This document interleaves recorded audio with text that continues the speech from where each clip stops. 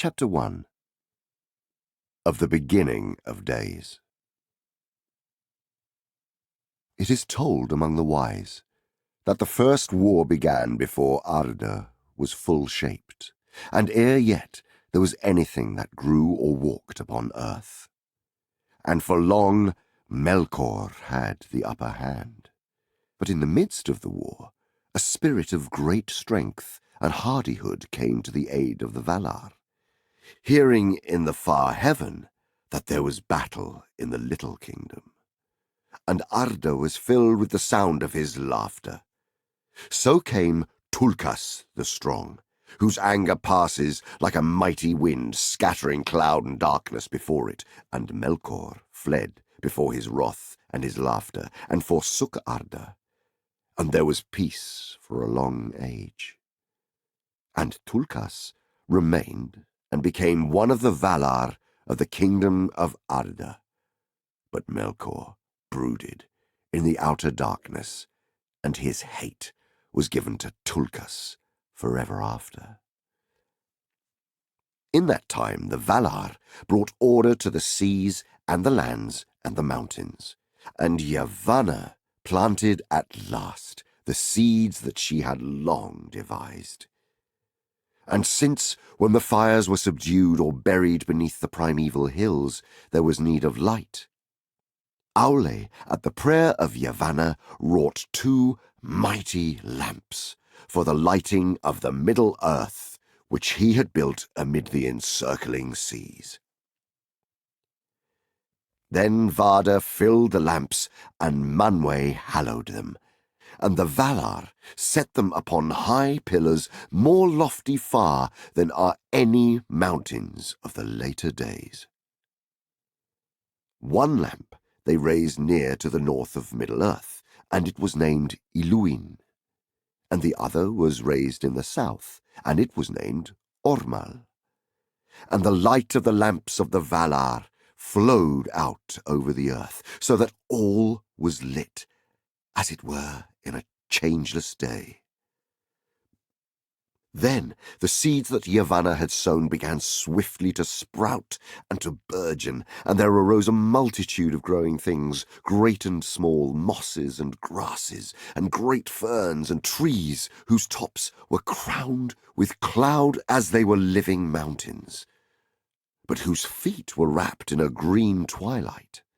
And beasts came forth, and dwelt in the grassy plains, or in the rivers and the lakes, or walked in the shadows of the woods. As yet no flower had bloomed, nor any bird had sung, for these things waited still their time in the bosom of Yavanna. But wealth there was of her imagining, and nowhere more rich than in the midmost parts of the earth, where the light of both the lamps met and blended. And there upon the isle of Almeren in the great lake was the first dwelling of the Valar, when all things were young, and new-made green was yet a marvel in the eyes of the makers, and they were long content. Now it came to pass that while the Valar rested from their labours and watched the growth and unfolding of the things that they had devised and begun, Manwë ordained a great feast, and the Valar and all their host came at his bidding. But Aulë and Tulkas were weary, for the craft of Aulë and the strength of Tulkas had been at the service of all without ceasing in the days of their labour. And Melkor knew of all that was done, for even then he had secret friends and spies among the Maiar, whom he had converted to his cause, and far off in the darkness he was filled with hatred, being jealous of the work of his peers, whom he desired to make subject to himself. Therefore he gathered to himself spirits out of the halls of Ea, that he had perverted to his service, and he deemed himself strong. And seeing now his time, he drew near again to Aulë, and looked down upon it, and the beauty of the earth in its spring filled him the more with hate. Now therefore the Valar were gathered upon Almeren, fearing no evil, and because of the light of Iluin, they did not perceive the shadow in the north that was cast from afar by Melkor, for he was grown dark as the night of the void. And it is sung that in that feast of the spring of Arda, Tulkas espoused Nessa, the sister of Orome, and she danced before the Valar upon the green grass of Almaren. Then Tulkas slept, being weary and content, and Melkor deemed that his hour had come. And he passed, therefore, over the walls of the night with his host, and came to Middle-earth far in the north, and the Valar were not aware of him. Now Melkor began the delving and building of a vast fortress, deep under earth, beneath dark mountains, where the beams of Iluin were cold and dim. That stronghold was named Utumno. And though the Valar knew naught of it as yet, none the less the evil of Melkor and the blight of his hatred flowed out thence, and the spring of Arda was marred. Green things fell sick and rotted, and rivers were choked with weeds and slime, and fens were made rank and poisonous, the breeding place of flies, and forests grew dark and perilous, the haunts of fear. And beasts became monsters of horn and ivory, and dyed the earth with blood. Then the Valar knew indeed that Melkor was at work again, and they sought for his hiding place. But Melkor, trusting in the strength of Utumno and the might of his servants, came forth suddenly to war, and struck the first blow, ere the Valar were prepared, and he assailed the lights of Iluin and Ormal, and cast down their pillars and broke their lamps. In the overthrow of the mighty pillars, lands were broken and seas arose in tumult. And when the lamps were spilled, destroying flame was poured out over the earth, and the shape of Arda, and the symmetry of its waters, and its lands, was marred in that time, so that the first designs of the Valar were never after restored. In the confusion and the darkness, Melkor escaped, though fear fell upon him. For above the roaring of the seas, he heard the voice of Manwë as a mighty wind, and the earth trembled beneath the feet of Tulkas. But he came to Utumno ere Tulkas could overtake him, and there he lay hid.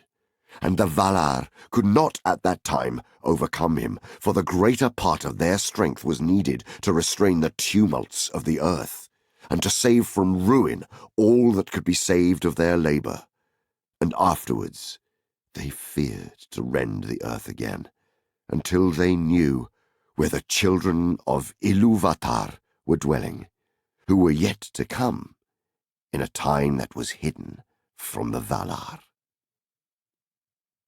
Thus ended the spring of Arda.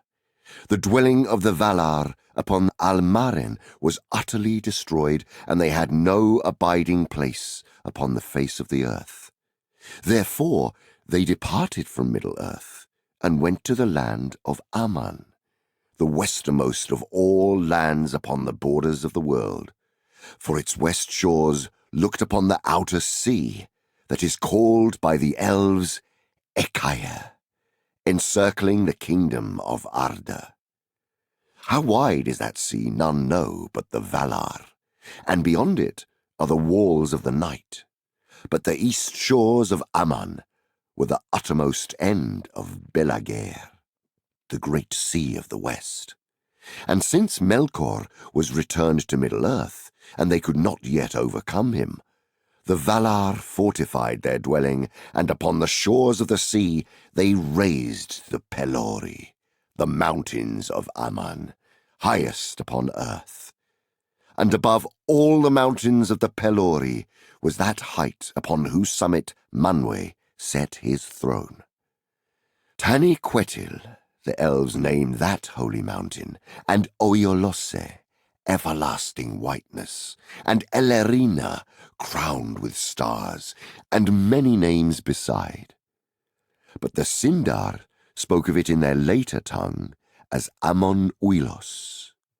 From their halls upon Taniquetil, Manwe and Varda could look out across the earth, even into the furthest east. Behind the walls of the Pelori, the Valar established their domain in that region which is called Valinor, and there were their houses, their gardens, and their towers.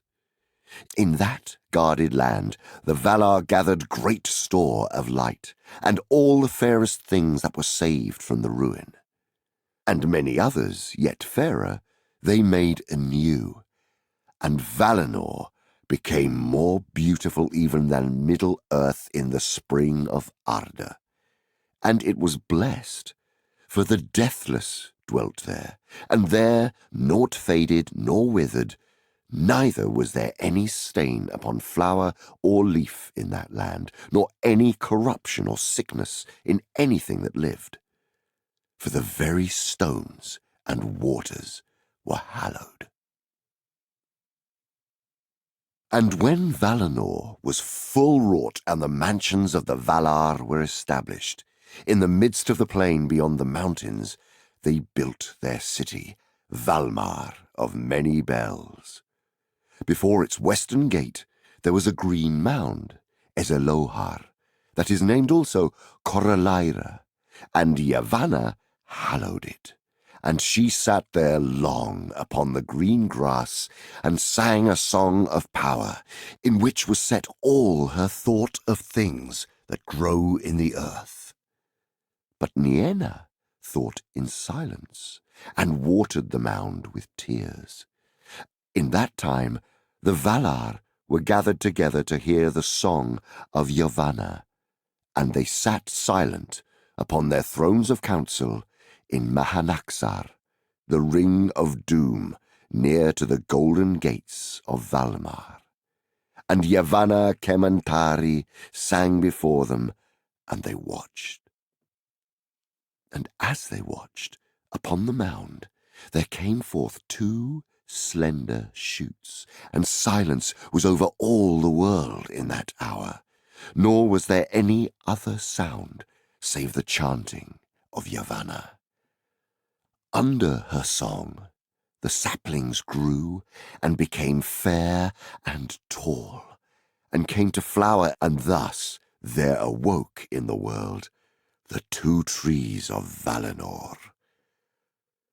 Of all things which Yavanna made, they have most renown, and about their fate all the tales of the elder days are woven.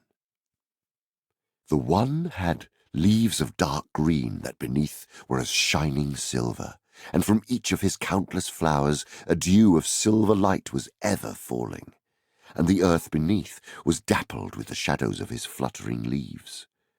The other bore leaves of a young green, like the new opened beech. Their edges were of glittering gold. Flowers swung upon her branches in clusters of yellow flame, formed each to a glowing horn that spilled a golden rain about the ground. And from the blossom of that tree there came forth warmth and a great light. Telperion, the one was called in Valinor, and Silpion, and Ninquelote, and many other names. But Laurelin the other was, and Malinalda, and Culurien, and many names in song beside. In 7 hours the glory of each tree waxed to full and waned again to naught, and each awoke once more to life an hour before the other ceased to shine. Thus, in Valinor, twice every day, there came a gentle hour of softer light when both trees were faint, and their gold and silver beams were mingled. Telperion was the elder of the trees, and came first to full stature and to bloom, and that first hour in which he shone, the white glimmer of a silver dawn, the Valar reckoned not into the tale of hours, but named it the opening hour, and counted from it the ages of their reign in Valinor. Therefore at the 6th hour of the first day, and of all the joyful days thereafter, until the darkening of Valinor, Telperion ceased his time of flower, and at the 12th hour Laurelin her blossoming. And each day of the Valar in Aman contained 12 hours, and ended with the second mingling of the lights, in which Laurelin was waning, but Telperion was waxing. But the light that was spilled from the trees endured long ere it was taken up into the airs or sank down into the earth. And the dews of Telperion and the rain that fell from Laurelin Varda hoarded in great vats like shining lakes that were to all the land of the Valar as wells of water and of light. Thus began the days of the bliss of Valinor, and thus began also the count of time. But as the ages drew on to the hour appointed by Ilúvatar for the coming of the firstborn, Middle-earth lay in a twilight beneath the stars that Varda had wrought in the ages forgotten of her labours in Ea. And in the darkness Melkor dwelt, and still often walked abroad in many shapes of power and fear, and he wielded cold and fire from the tops of the mountains to the deep furnaces that are beneath them. And whatsoever was cruel or violent or deadly in those days is laid to his charge. From the beauty and bliss of Valinor, the Valar came seldom over the mountains to Middle-earth, but gave to the land beyond the Pelori their care and their love. And in the midst of the blessed realm were the mansions of Aulë, and there he laboured long, for in the making of all things in that land he had the chief part, and he wrought there many beautiful and shapely works, both openly and in secret. Of him comes the lore and knowledge of the earth, and of all things that it contains, whether the lore of those that make not, but seek only for the understanding of what is, or the lore of all craftsmen, the weaver, the shaper of wood, and the worker in metals, and the tiller and husbandman also, though these last and all that deal with things that grow and bear fruit must look also to the spouse of Aulë, Yavanna Kementari. Aulë it is who is named the friend of the Noldor, for of him they learned much in after days, and they are the most skilled of the elves, and in their own fashion, according to the gifts which Ilúvatar gave to them, they added much to his teaching, delighting in tongues and in scripts, and in the figures of broidery, of drawing, and of carving. The Noldor also it was who first achieved the making of gems, and the fairest of all gems were the Silmarils, and they are lost. But Manwe Sulimo, highest and holiest of the Valar, sat upon the borders of Aman, forsaking not in his thought the outer lands. For his throne was set in majesty upon the pinnacle of Taniquetil, the highest of the mountains of the world, standing upon the margin of the sea. Spirits in the shape of hawks and eagles flew ever to and from his halls, and their eyes could see to the depths of the seas and pierce the hidden caverns beneath the world. Thus they brought word to him of well nigh all that passed in Arda. Yet some things were hidden even from the eyes of Manwë and the servants of Manwë, for where Melkor sat in his dark thought, impenetrable shadows lay. Manwë has no thought for his own honour, and is not jealous of his power, but rules all to peace. The Vanya he loved best of all the elves, and of him they received song and poetry. For poetry is the delight of Manwë, and the song of words is his music. His raiment is blue, and blue is the fire of his eyes, and his sceptre is of sapphire, which the Noldor wrought for him. And he was appointed to be the vice-regent of Ilúvatar, king of the world of Valar and elves and men, and the chief defence against the evil of Melkor. With Manwë dwelt Varda the most beautiful, she who in the Sindarin tongue is named Elbereth, queen of the Valar, maker of the stars, and with them were a great host of spirits in blessedness. But Ulmo was alone, and he abode not in Valinor, nor ever came thither, unless there were need for a great council. He dwelt from the beginning of Arda in the outer ocean, and still he dwells there.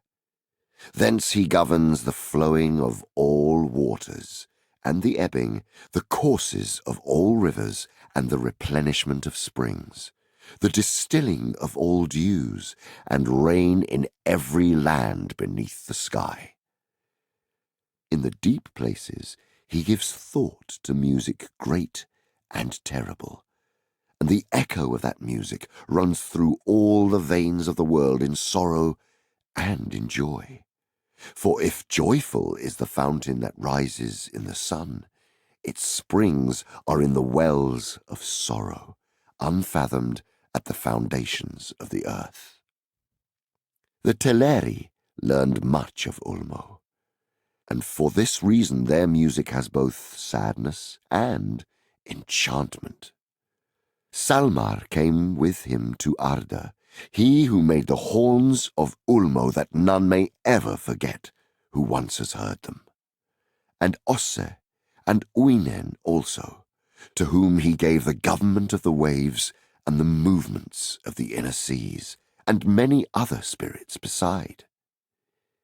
And thus it was by the power of Ulmo that even under the darkness of Melkor life coursed still through many secret lodes, and the earth did not die.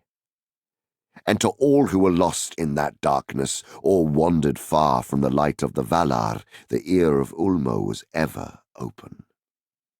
Nor has he ever forsaken Middle-earth, and whatsoever may since have befallen of ruin or of change, he has not ceased to take thought for it, and will not until the end of days. And in that time of dark, Yavanna also was unwilling utterly to forsake the outer lands, for all things that grow are dear to her, and she mourned for the works that she had begun in Middle-earth, but Melkor had marred.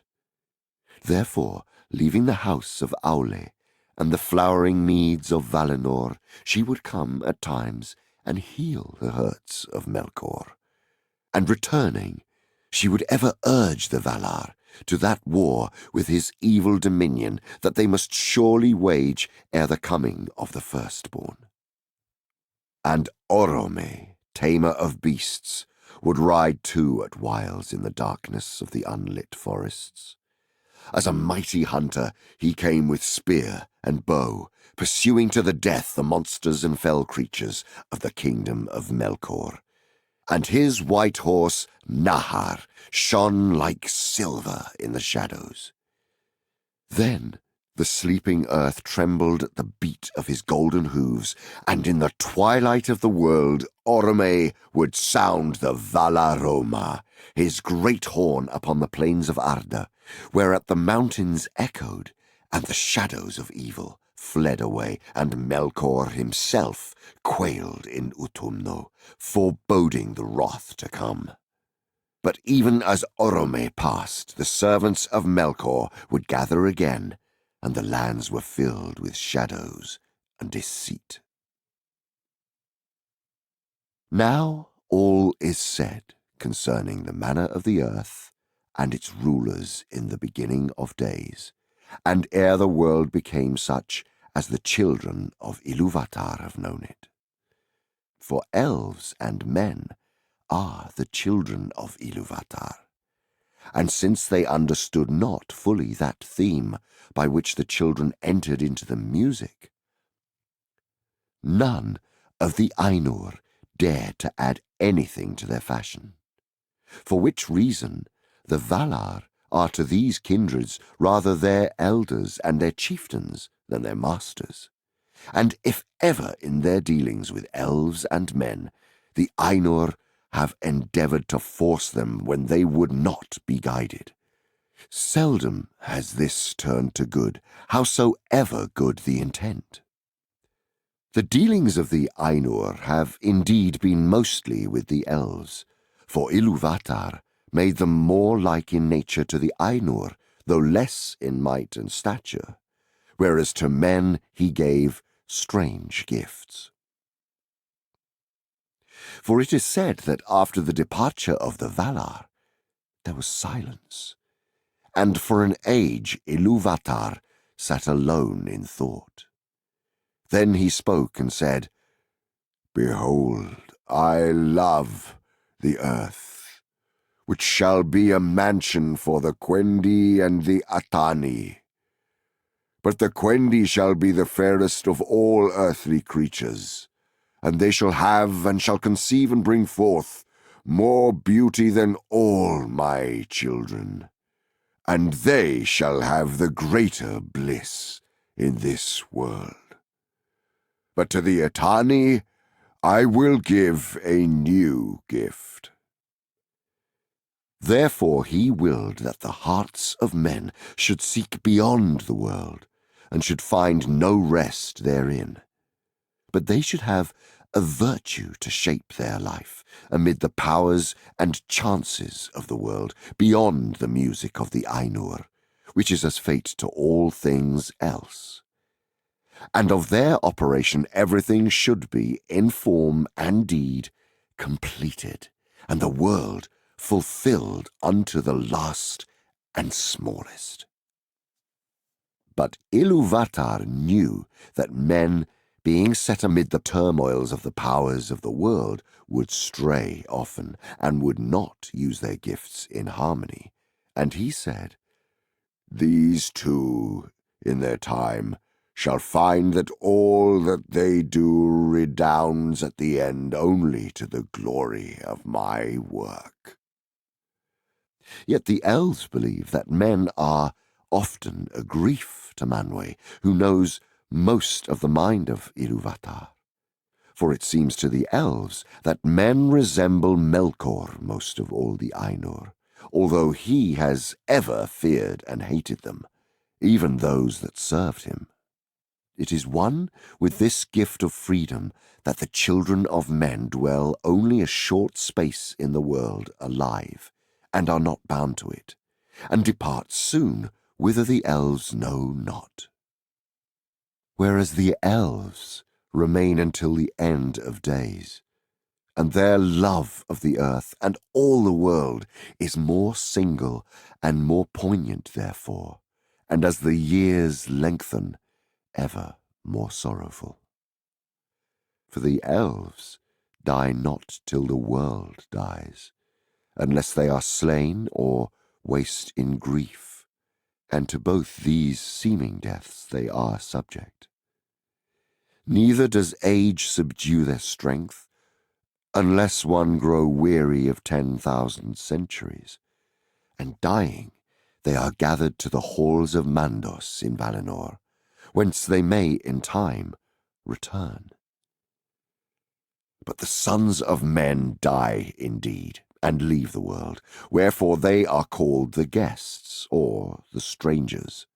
Death is their fate, the gift of Ilúvatar, which, as time wears, even the powers shall envy.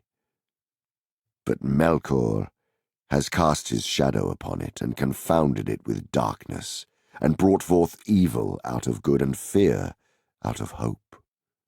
Yet of old the Valar declared to the Elves in Valinor that men shall join in the second music of the Ainur, whereas Ilúvatar has not revealed what he purposes for the Elves after the world's end, and Melkor has not discovered it. Chapter 2 of Aulë and Yavanna. It is told that in their beginning the dwarves were made by Aulë in the darkness of Middle-earth. For so greatly did Aulë desire the coming of the children, to have learners to whom he could teach his lore and his crafts, that he was unwilling to await the fulfillment of the designs of Ilúvatar. And Aulë made the dwarves even as they still are, because the forms of the children who were to come were unclear to his mind, and because the power of Melkor was yet over the earth. And he wished, therefore, that they should be strong and unyielding. But fearing that the other Valar might blame his work, he wrought in secret.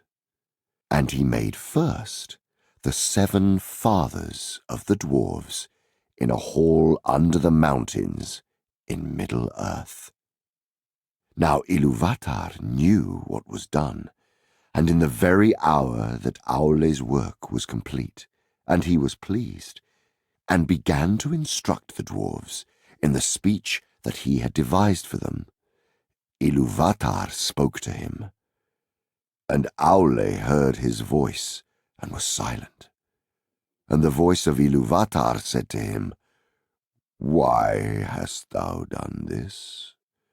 Why dost thou attempt a thing which thou knowest is beyond thy power and thy authority? For thou hast from me as a gift thy own being only, and no more, and therefore the creatures of thy hand and mind can live only by that being, moving when thou thinkest to move them, and if thy thought be elsewhere, standing idle. Is that thy desire? Then Aulë answered, I did not desire such lordship. I desired things other than I am, to love and to teach them, so that they too might perceive the beauty of Ea, which thou hast caused to be. For it seemed to me that there is great room in Arda for many things that might rejoice in it. Yet it is for the most part empty still, and dumb. And in my impatience I have fallen into folly. Yet the making of things is in my heart, from my own making by thee. And the child of little understanding that makes a play of the deeds of his father may do so without thought of mockery, but because he is the son of his father. But what shall I do now, so that thou be not angry with me forever? As a child, to his father I offer to thee these things, the work of the hands which thou hast made. Do with them what thou wilt, but should I not rather destroy the work of my presumption? Then Aulë took up a great hammer to smite the dwarves, and he wept. But Ilúvatar had compassion upon Aulë and his desire, because of his humility, and the dwarves shrank from the hammer, and were afraid, and they bowed down their heads and begged for mercy. And the voice of Ilúvatar said to Aulë, "Thy offer I accepted even as it was made. Dost thou not see that these things have now a life of their own and speak with their own voices? Else they would not have flinched from thy blow, nor from any command of thy will." Then Aulë cast down his hammer, and was glad, and he gave thanks to Ilúvatar, saying, "May Eru bless my work and amend it." But Ilúvatar spoke again and said, "Even as I gave being to the thoughts of the Ainur at the beginning of the world, so now I have taken up thy desire and given to it a place therein. But in no other way will I amend thy handiwork, and as thou hast made it, so shall it be. But I will not suffer this, that these should come before the firstborn of my design, nor that thy impatience should be rewarded. They shall sleep now in the darkness under stone, and shall not come forth until the firstborn have awakened upon earth, and until that time thou and they shall wait, though long it seem. But when the time comes, I will awaken them, and they shall be to thee as children, and often strife shall arise between thine and mine, the children of my adoption and the children of my choice." Then Aulë took the 7 fathers of the dwarves and laid them to rest in far sundered places, and he returned to Valinor and waited while the long years lengthened. Since they were to come in the days of the power of Melkor, Aulë made the dwarves strong to endure. Therefore they are stone-hard, stubborn, fast in friendship and in enmity, and they suffer toil and hunger and hurt of body more hardily than all other speaking peoples, and they live long, far beyond the span of men, yet not forever. Aforetime it was held among the elves in Middle-earth that, dying, the dwarves returned to the earth and the stone of which they were made. Yet that is not their own belief, for they say that Aulë the Maker, whom they call Mahal, cares for them, and gathers them to Mandos in halls set apart, and that he declared to their fathers of old that Ilúvatar will hallow them and give them a place among the children in the end. Then their part shall be to serve Aulë, and to aid him in the remaking of Arda after the last battle. They say also that the 7 fathers of the dwarves return to live again in their own kin, and to bear once more their ancient names, of whom Durin was the most renowned in after ages, father of that kindred most friendly to the elves, whose mansions were at Khazad-dûm. Now when Aulë laboured in the making of the dwarves, he kept this work hidden from the other Valar, but at last he opened his mind to Yavanna, and told her of all that had come to pass. Then Yavanna said to him, "Eru is merciful. Now I see that thy heart rejoiceth, as indeed it may. For thou hast received not only forgiveness, but bounty. Yet because thou hiddest this thought from me until its achievement, thy children will have little love for the things of my love. They will love first the things made by their own hands, as doth their father. They will delve in the earth, and the things that grow and live upon the earth they will not heed. Many a tree shall feel the bite of their iron without pity. But Aulë answered, That shall also be true of the children of Ilúvatar, for they will eat and they will build. And though the things of thy realm have worth in themselves, and would have worth if no children were to come, yet Eru will give them dominion, and they shall use all that they find in Arda, though not by the purpose of Eru, without respect or without gratitude. Not unless Melkor darken their hearts, said Yavanna. And she was not appeased, but grieved in heart, fearing what might be done upon Middle-earth in days to come. Therefore she went before Manwë, and she did not betray the counsel of Aulë, but she said, King of Arda, is it true, as Aulë hath said to me, that the children, when they come, shall have dominion over all the things of my labour, to do as they will therewith? It is true, said Manwë. But why dost thou ask, for thou hast no need of the teaching of Aulë? Then Yavanna was silent and looked into her own thought, and she answered, Because my heart is anxious, thinking of the days to come. All my works are dear to me. Is it not enough that Melkor should have marred so many? Shall nothing that I have devised be free from the dominion of others? If thou hadst thy will, what wouldst thou reserve? Said Manwë. Of all thy realm, what dost thou hold dearest? All have their worth, said Yavanna, and each contributes to the worth of the others. But the Kelvar can flee or defend themselves, whereas the Olvar that grow cannot.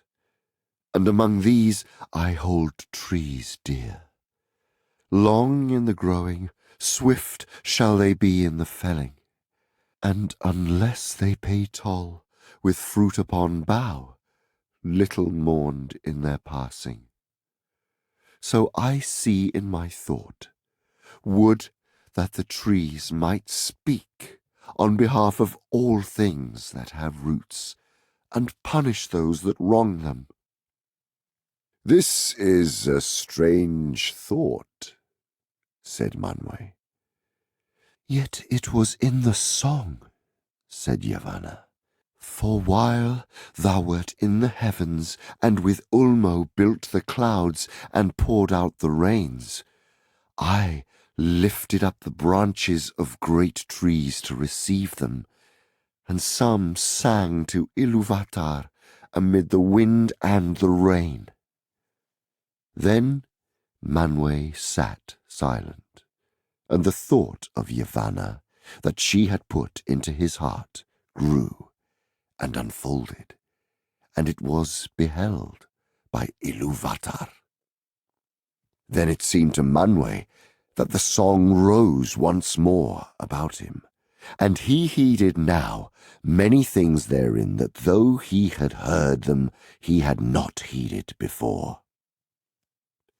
And at last the vision was renewed, but it was not now remote, for he was himself within it, and yet he saw that all was upheld by the hand of Ilúvatar, and the hand entered in, and from it came forth many wonders that had until then been hidden from him in the hearts of the Ainur.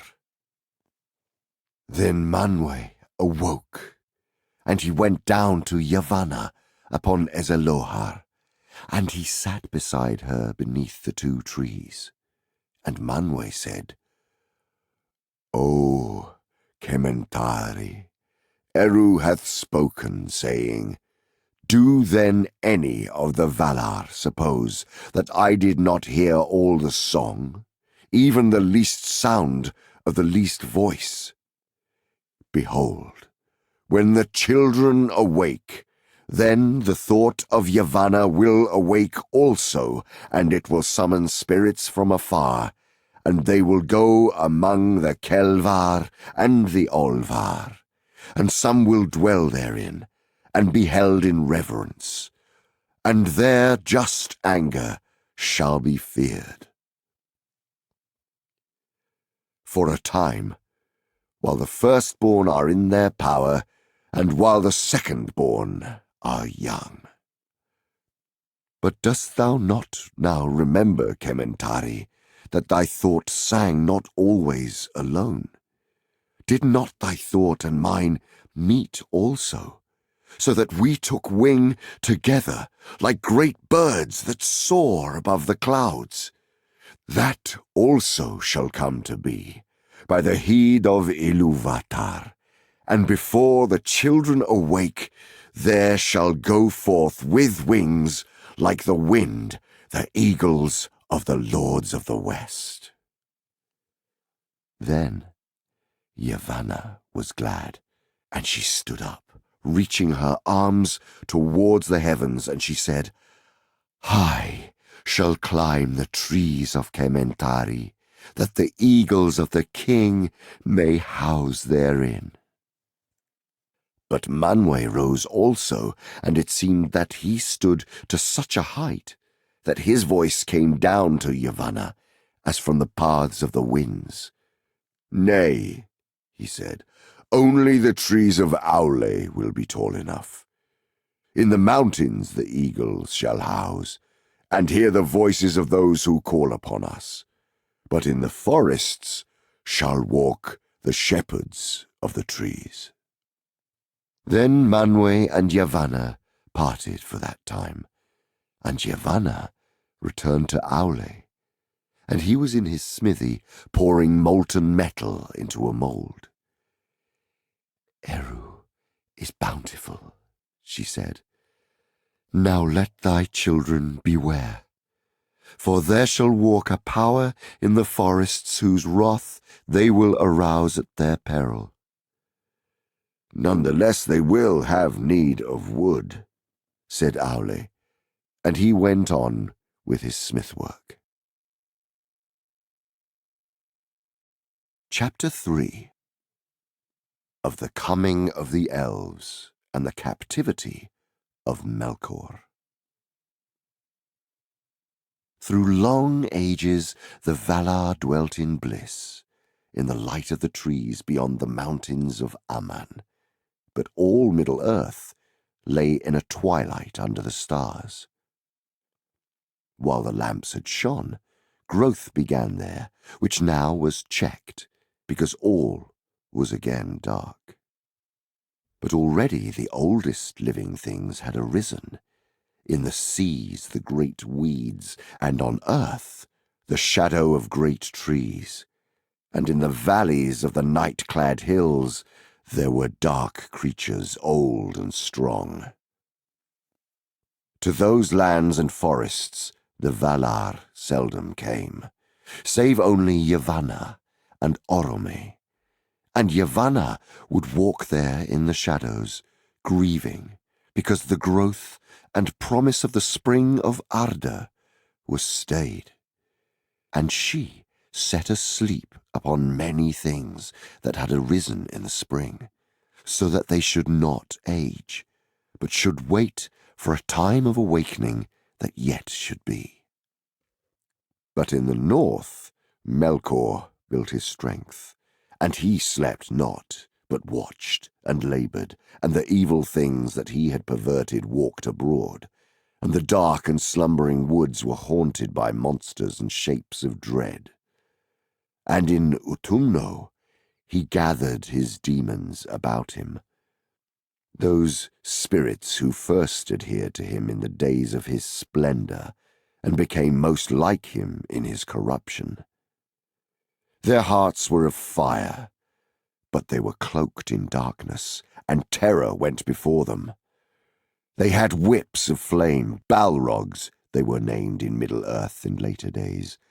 And in that dark time, Melkor bred many other monsters of divers shapes and kinds that long troubled the world, and his realm spread now ever southward over Middle-earth.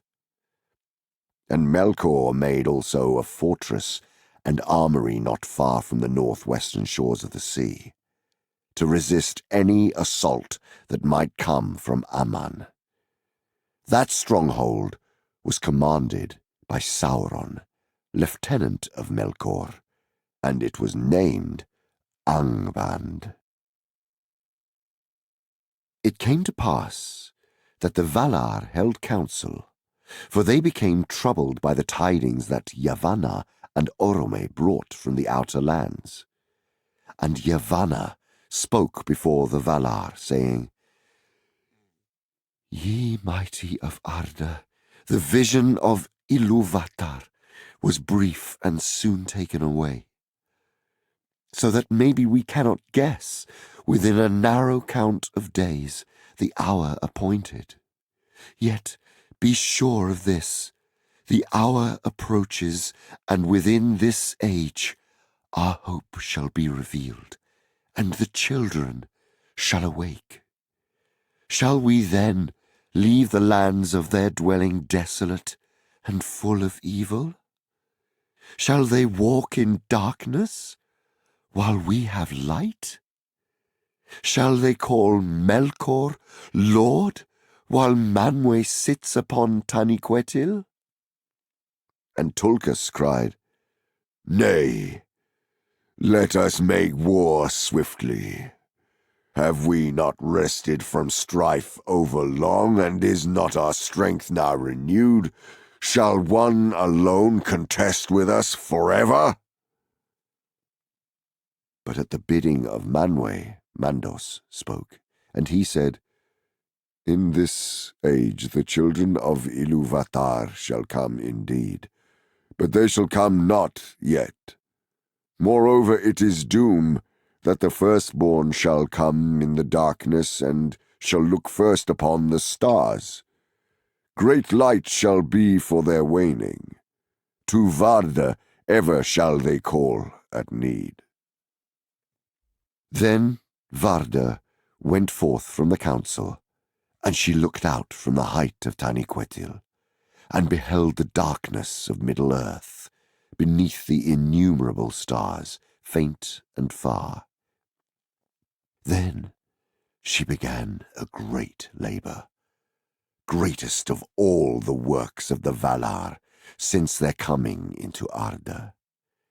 She took the silver dews from the vats of Telperion, and therewith she made new stars, and brighter against the coming of the firstborn.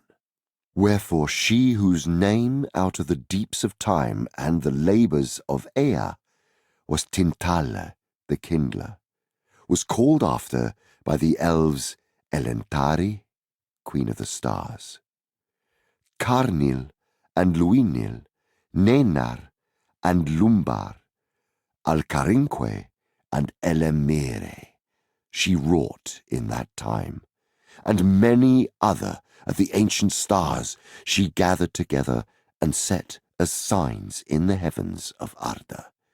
Wilwarin, Telemendil, Soronume, and Anarima, and Menelmakar with his shining belt, that forebodes the last battle that shall be at the end of days. And high in the north, as a challenge to Melkor, she set the crown of 7 mighty stars to swing, Valakirka, the sickle of the Valar, and sign of doom. It is told that even as Varda ended her labours, and they were long, when first Menelmakar strode up the sky, and the blue fire of Helluin flickered in the mists above the borders of the world, in that hour the children of the earth awoke. the firstborn of Iluvatar. By the starlit mere of Cuivienen, water of awakening, they rose from the sleep of Iluvatar, and while they dwelt yet silent, by Cuivienen their eyes beheld, first of all things, the stars of heaven. Therefore they have ever loved the starlight, and have revered Varda Elantari above all the Valar. In the changes of the world, the shapes of lands and of seas have been broken and remade. Rivers have not kept their courses, neither have mountains remained steadfast. And to Cuivienen there is no returning. But it is said among the elves that it lay far off in the east of Middle-earth and northward, and it was a bay in the inland sea of Helkar. And that sea stood where aforetime the roots of the mountains of Iluin had been before Melkor overthrew it. Many waters flowed down thither from heights in the east, and the first sound that was heard by the elves was the sound of water flowing, and the sound of water falling over stone. Long they dwelt in their first home by the water under stars, and they walked the earth in wonder, and they began to make speech and to give names to all things that they perceived. Themselves they named the Quendi, signifying those that speak with voices, for as yet they had met no other living things that spoke or sang. And on a time it chanced that Orome rode eastward in his hunting, and he turned north by the shores of Helkar, and passed under the shadows of the Ora Carni, the mountains of the east. Then, on a sudden, Nahar set up a great neighing and stood still. And Orome wondered and sat silent, and it seemed to him that in the quiet of the land under the stars he heard afar off many voices singing. Thus it was that the Valar found at last, as it were by chance, those whom they had so long awaited. And Orome, looking upon the elves, was filled with wonder, as though they were beings sudden and marvellous and unforeseen, for so it shall ever be with the Valar. From without the world, though all things may be forethought in music or foreshown in vision from afar, to those who enter verily into Ea, each in its time shall be met at unawares as something new and unforetold. In the beginning, the elder children of Iluvatar were stronger and greater than they have since become, but not more fair, for though the beauty of the Quendi in the days of their youth was beyond all other beauty that Iluvatar has caused to be, it has not perished, but lives in the west, and sorrow and wisdom have enriched it. And Orome loved the Quendi, and named them in their own tongue Eldar, the people of the stars. But that name was after borne only by those who followed him upon the westward road. Yet many of the Quendi were filled with dread at his coming, and this was the doing of Melkor. For by after-knowledge the wise declare that Melkor, ever watchful, was first aware of the awakening of the Quendi, and sent shadows and evil spirits to spy upon them and waylay them. So it came to pass, some years ere the coming of Orome, that if any of the elves strayed far abroad, alone or few together, they would often vanish and never return. And the Quendi said that the hunter had caught them, and they were afraid.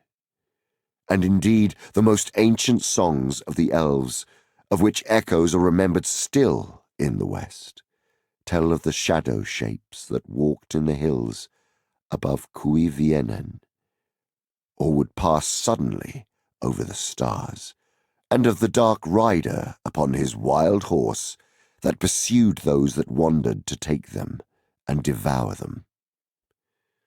Now, Melkor greatly hated and feared the riding of Orome, and either he sent indeed his dark servants as riders, or he set lying whispers abroad for the purpose that the Quendi should shun Orome, if ever they should meet. Thus it was that when Nahar neighed and Orome indeed came among them, some of the Quendi hid themselves, and some fled and were lost. But those that had courage and stayed perceived swiftly that the great rider was no shape out of darkness, for the light of Aman was in his face, and all the noblest of the elves were drawn towards it. But of those unhappy ones who were ensnared by Melkor, little is known of a certainty.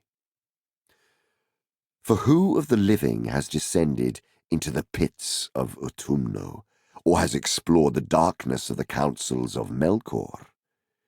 Yet this is held true by the wise of Erisea, that all those of the Quendi who came into the hands of Melkor, ere Utumno was broken, were put there in prison, and by slow arts of cruelty were corrupted and enslaved, and thus did Melkor breed the hideous race of the Orcs in envy and mockery of the Elves, of whom they were afterwards the bitterest foes.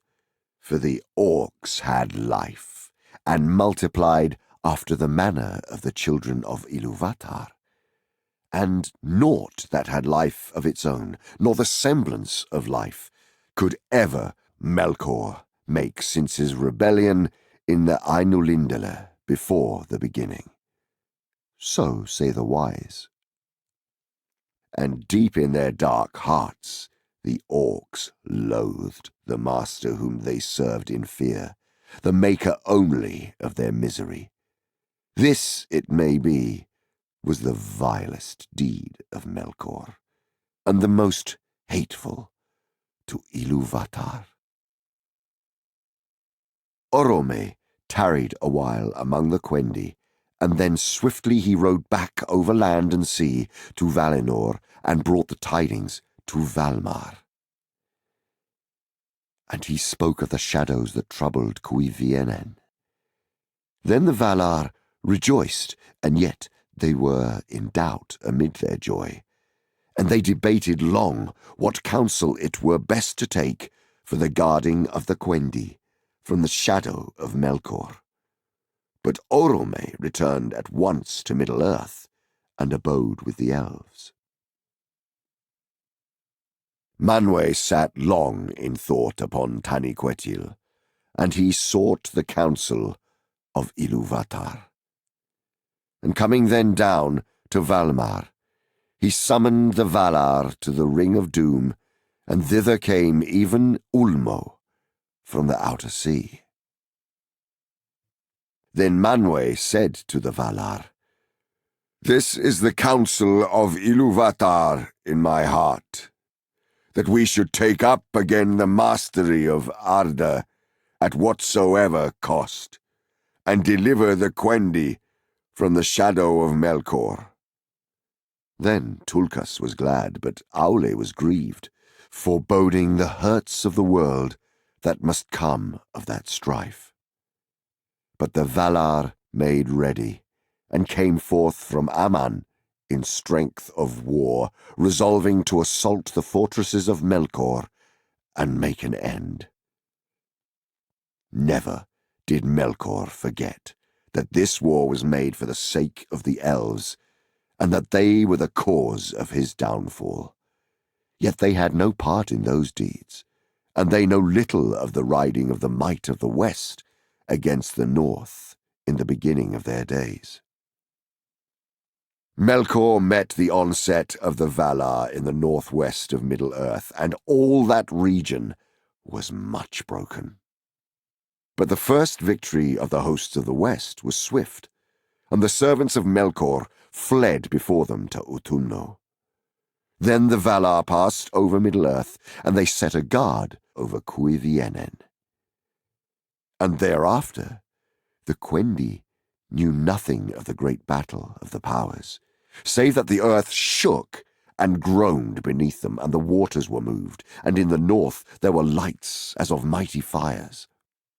Long and grievous was the siege of Utumno, and many battles were fought before its gates, of which naught but the rumour is known to the elves. In that time, the shape of Middle-earth was changed, and the great sea that sundered it from Aman grew wide and deep, and it broke in upon the coasts and made a deep gulf to the southward. Many lesser bays were made between the great gulf and Helcaraxe far in the north, where Middle-earth and Aman came nigh together. Of these, the Bay of Balar was the chief, and into it the mighty river Sirion flowed down from the new raised highlands northwards. Dorthonion, and the mountains about Hithlum. The lands of the far north were all made desolate in those days, for there Utumno was delved exceeding deep, and its pits were filled with fires and with great hosts of the servants of Melkor. But at the last the gates of Utumno were broken, and the halls unroofed, and Melkor took refuge in the uttermost pit. Then Tulkas stood forth as champion of the Valar, and wrestled with him, and cast him upon his face, and he was bound with the chain Angainor that Aulë had wrought, and led captive, and the world had peace for a long age. Nonetheless, the Valar did not discover all the mighty vaults and caverns hidden with deceit far under the fortresses of Angband and Utumno. Many evil things still lingered there, and others were dispersed and fled into the dark and roamed in the waste places of the world, awaiting a more evil hour. And Sauron they did not find. But when the battle was ended, and from the ruin of the north great clouds arose and hid the stars, the Valar drew Melkor back to Valinor, bound hand and foot and blindfold, and he was brought to the Ring of Doom. There he lay upon his face before the feet of Manwë, and sued for pardon, but his prayer was denied, and he was cast into prison in the fastness of Mandos, whence none can escape, neither Valar, nor elf, nor mortal man. Vast and strong are those halls, and they were built in the west of the land of Aman. There was Melkor doomed to abide for 3 ages long, before his cause should be tried anew, or he should plead again for pardon. Then again the Valar were gathered in council, and they were divided in debate. For some, and of those Ulmo was the chief, held that the Quendi should be left free to walk as they would in Middle-earth, and with their gifts of skill to order all the lands and heal their hurts. But the most part feared for the Quendi in the dangerous world amid the deceits of the starlit dusk, and they were filled moreover with the love of the beauty of the elves, and desired their fellowship. At the last, therefore, the Valar summoned the Quendi to Valinor, there to be gathered at the knees of the powers in the light of the trees forever. And Mandos broke his silence, saying, "So it is doomed." From this summons came many woes that afterwards befell.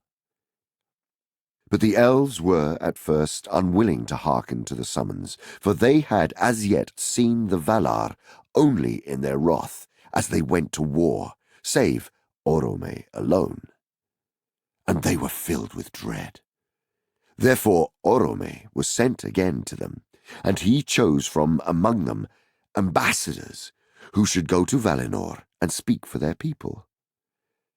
And these were Ingwe, Finwë, and Elwë, who afterwards were kings.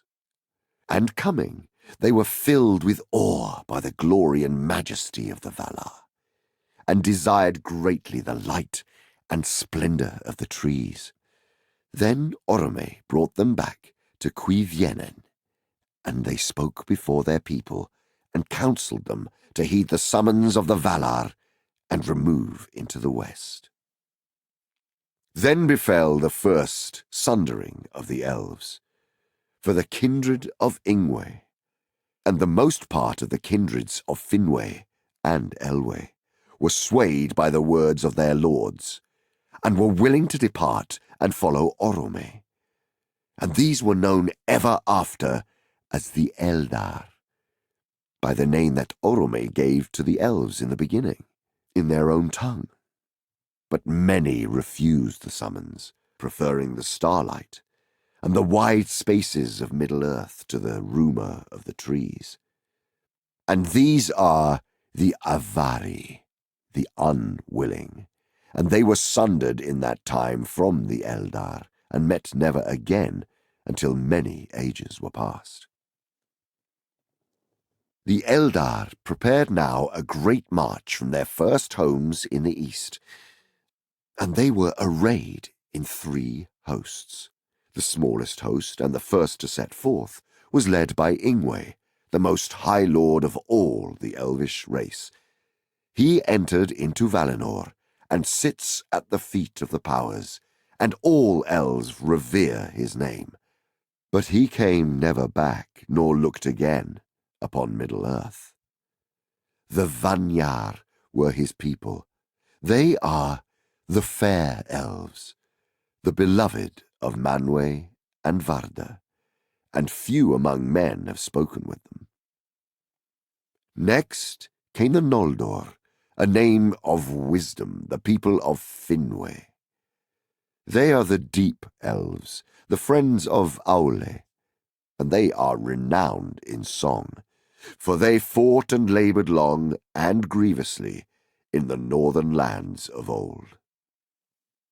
The greatest host came last, and they are named the Teleri, for they tarried on the road, and were not wholly of a mind to pass from the dusk to the light of Valinor.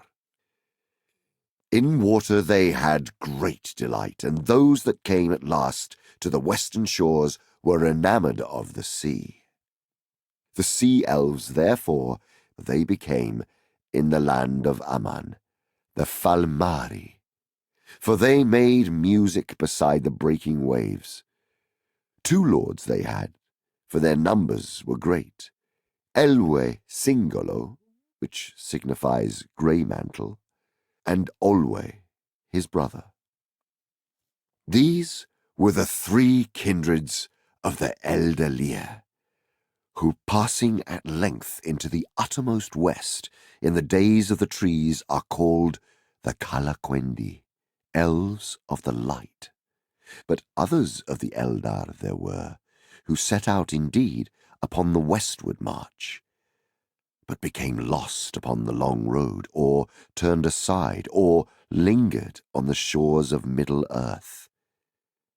And these were for the most part the kindred of the Teleri, as is told hereafter. They dwelt by the sea, or wandered in the woods and mountains of the world, yet their hearts were turned towards the west. Those elves the Calaquendi call the Umanyar, since they came never to the land of Aman and the blessed realm. But the Umanyar and the Avari alike they call the Morriquendi, elves of the darkness, for they never beheld the light that was before the sun and moon. It is told that when the hosts of the Eldalië departed from Cuivienen, Orome rode at their head upon Nahar. His white horse shod with gold, and passing northward about the Sea of Helkar, they turned towards the west. Before them, great clouds hung still black in the north above the ruins of war, and the stars in that region were hidden. Then not a few grew afraid and repented and turned back and are forgotten. Long and slow was the march of the Eldar into the west, for the leagues of Middle-earth were uncounted and weary and pathless. Nor did the Eldar desire to hasten, for they were filled with wonder at all that they saw, and by many lands and rivers they wished to abide.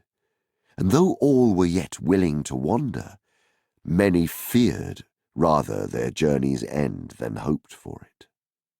Therefore, whenever Orome departed, having at times other matters to heed, they halted and went forward no more until he returned to guide them.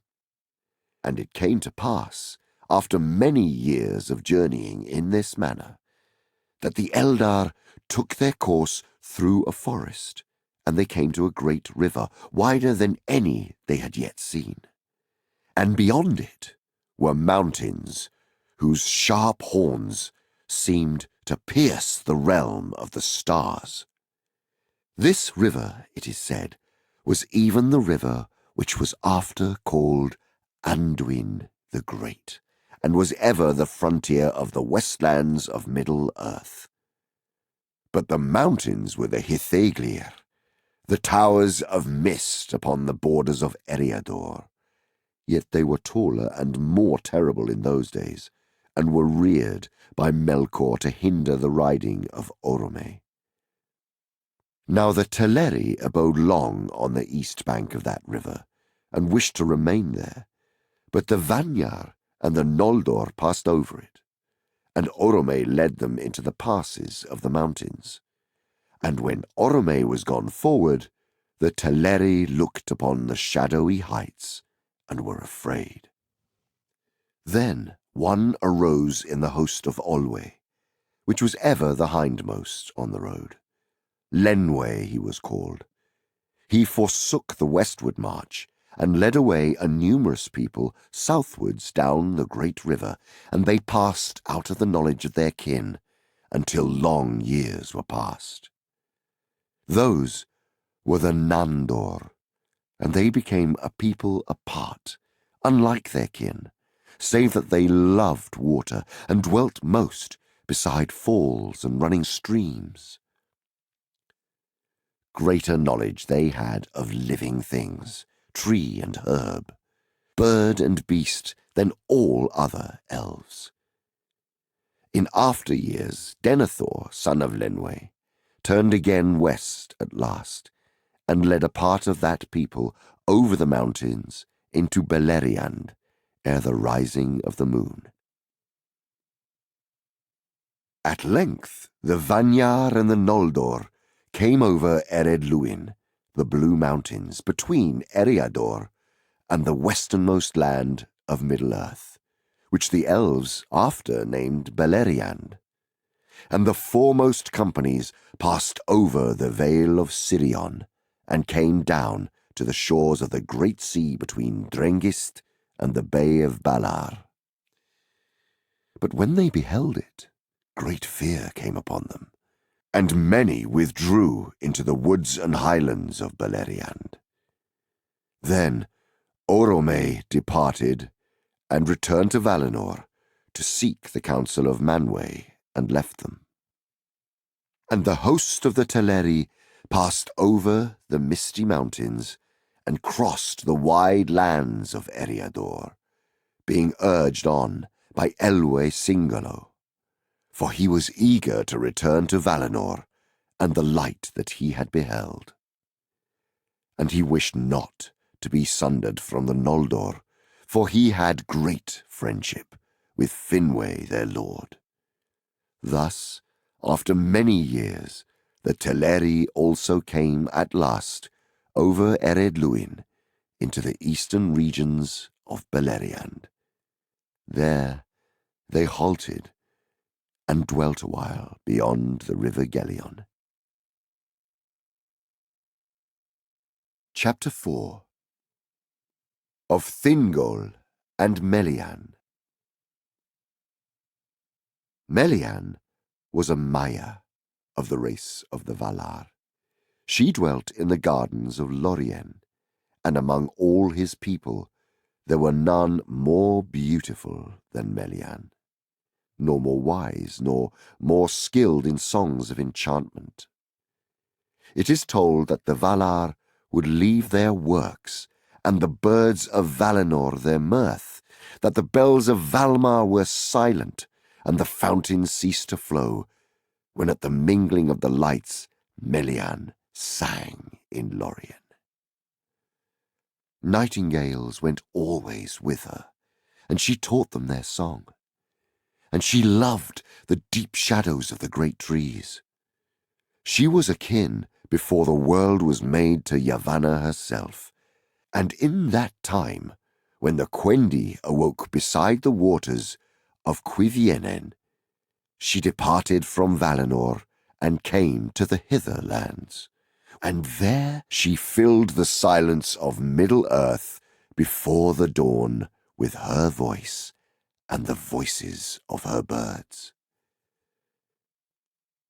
Now when their journey was near its end, as has been told, the people of the Teleri rested long in East Beleriand, beyond the river Gelion, and at that time many of the Noldor still lay to the westward, in those forests that were afterwards named Neldoreth and Region.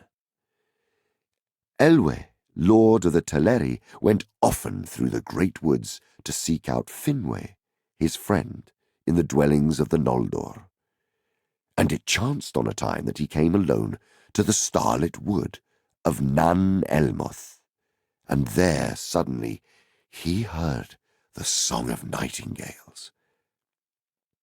Then an enchantment fell on him, and he stood still, and afar off, beyond the voices of the Lomelindi, he heard the voice of Melian, and it filled all his heart with wonder and desire. He forgot then utterly all his people and all the purposes of his mind, and following the birds under the shadow of the trees, he passed deep into Nan Elmoth and was lost. But he came at last to a glade open to the stars, and there Melian stood, and out of the darkness he looked at her, and the light of Aman was in her face. She spoke no word, but being filled with love, Elwë came to her and took her hand, and straightway a spell was laid on him, so that they stood thus, while long years were measured by the wheeling stars above them. And the trees of Nan Elmoth grew tall and dark before they spoke any word. Thus Elwë's folk who sought him found him not, and Olwë took the kingship of the Teleri and departed, as is told hereafter. Elwë Singolo came never again across the sea to Valinor, so long as he lived, and Melian returned not thither, while their realm together lasted. But of her there came among both elves and men a strain of the Ainur, who were with Ilúvatar before Ea. In after days he became a king renowned, and his people were all the Eldar of Beleriand. The Sindar they were named, the Grey Elves, the Elves of the Twilight, and King Greymantle was he, Thingol, in the tongue of that land. and Melian was his queen, wiser than any child of Middle-earth, and their hidden halls were in Menegroth, the 1,000 caves in Doriath. Great power Melian lent to Thingol, who was himself great among the Eldar. For he alone of all the Sindar had seen with his own eyes the trees in the day of their flowering. And king though he was of Umanya, he was not accounted among the Moriquendi, but with the Elves of the light, mighty upon Middle-earth. And of the love of Thingol and Melian, there came into the world the fairest of all the children of Ilúvatar, that was or shall ever be. Chapter 5 Of Eldamar and the Princes of the Eldalië. In time, the hosts of the Vanyar and the Noldor came to the last western shores of the Hitherlands. In the north, these shores, in the ancient days after the Battle of the Powers, bent ever westward, until in the northernmost parts of Arda only a narrow sea divided Aman, upon which Valinor was built, from the Hitherlands. But this narrow sea was filled with grinding ice, because of the violence of the frosts of Melkor. Therefore Orme did not lead the hosts of the Eldalië into the far north, but brought them to the fair lands about the river Sirion, that afterwards were named Beleriand, and from those shores, whence first the Eldar looked in fear and wonder on the sea, there stretched an ocean wide and dark and deep between them and the mountains of Aman. Now Ulmo, by the counsel of the Valar, came to the shores of Middle-earth and spoke with the Eldar who waited there, gazing on the dark waves. And because of his words and the music which he made for them on his horns of shell, their fear of the sea was turned rather to desire. Therefore Ulmo uprooted an island which long had stood alone amid the sea, far from either shore, since the tumults of the fall of Iluin. And with the aid of his servants he moved it, as it were a mighty ship, and anchored it in the bay of Balar, into which Sirion poured his water. Then the Vanyar and the Noldor embarked upon that isle, and were drawn over the sea, and came at last to the long shores beneath the mountains of Aman. And they entered Valinor, and were welcomed to its bliss. But the eastern horn of the island, which was deep grounded in the shoals off the mouths of Sirion, was broken asunder, and remained behind. And that, it is said, was the Isle of Balar, to which afterwards Osse often came. But the Teleri remained still in Middle-earth, for they dwelt in East Beleriand far from the sea, and they heard not the summons of Ulmo until too late. And many searched still for Elwë their lord, and without him they were unwilling to depart.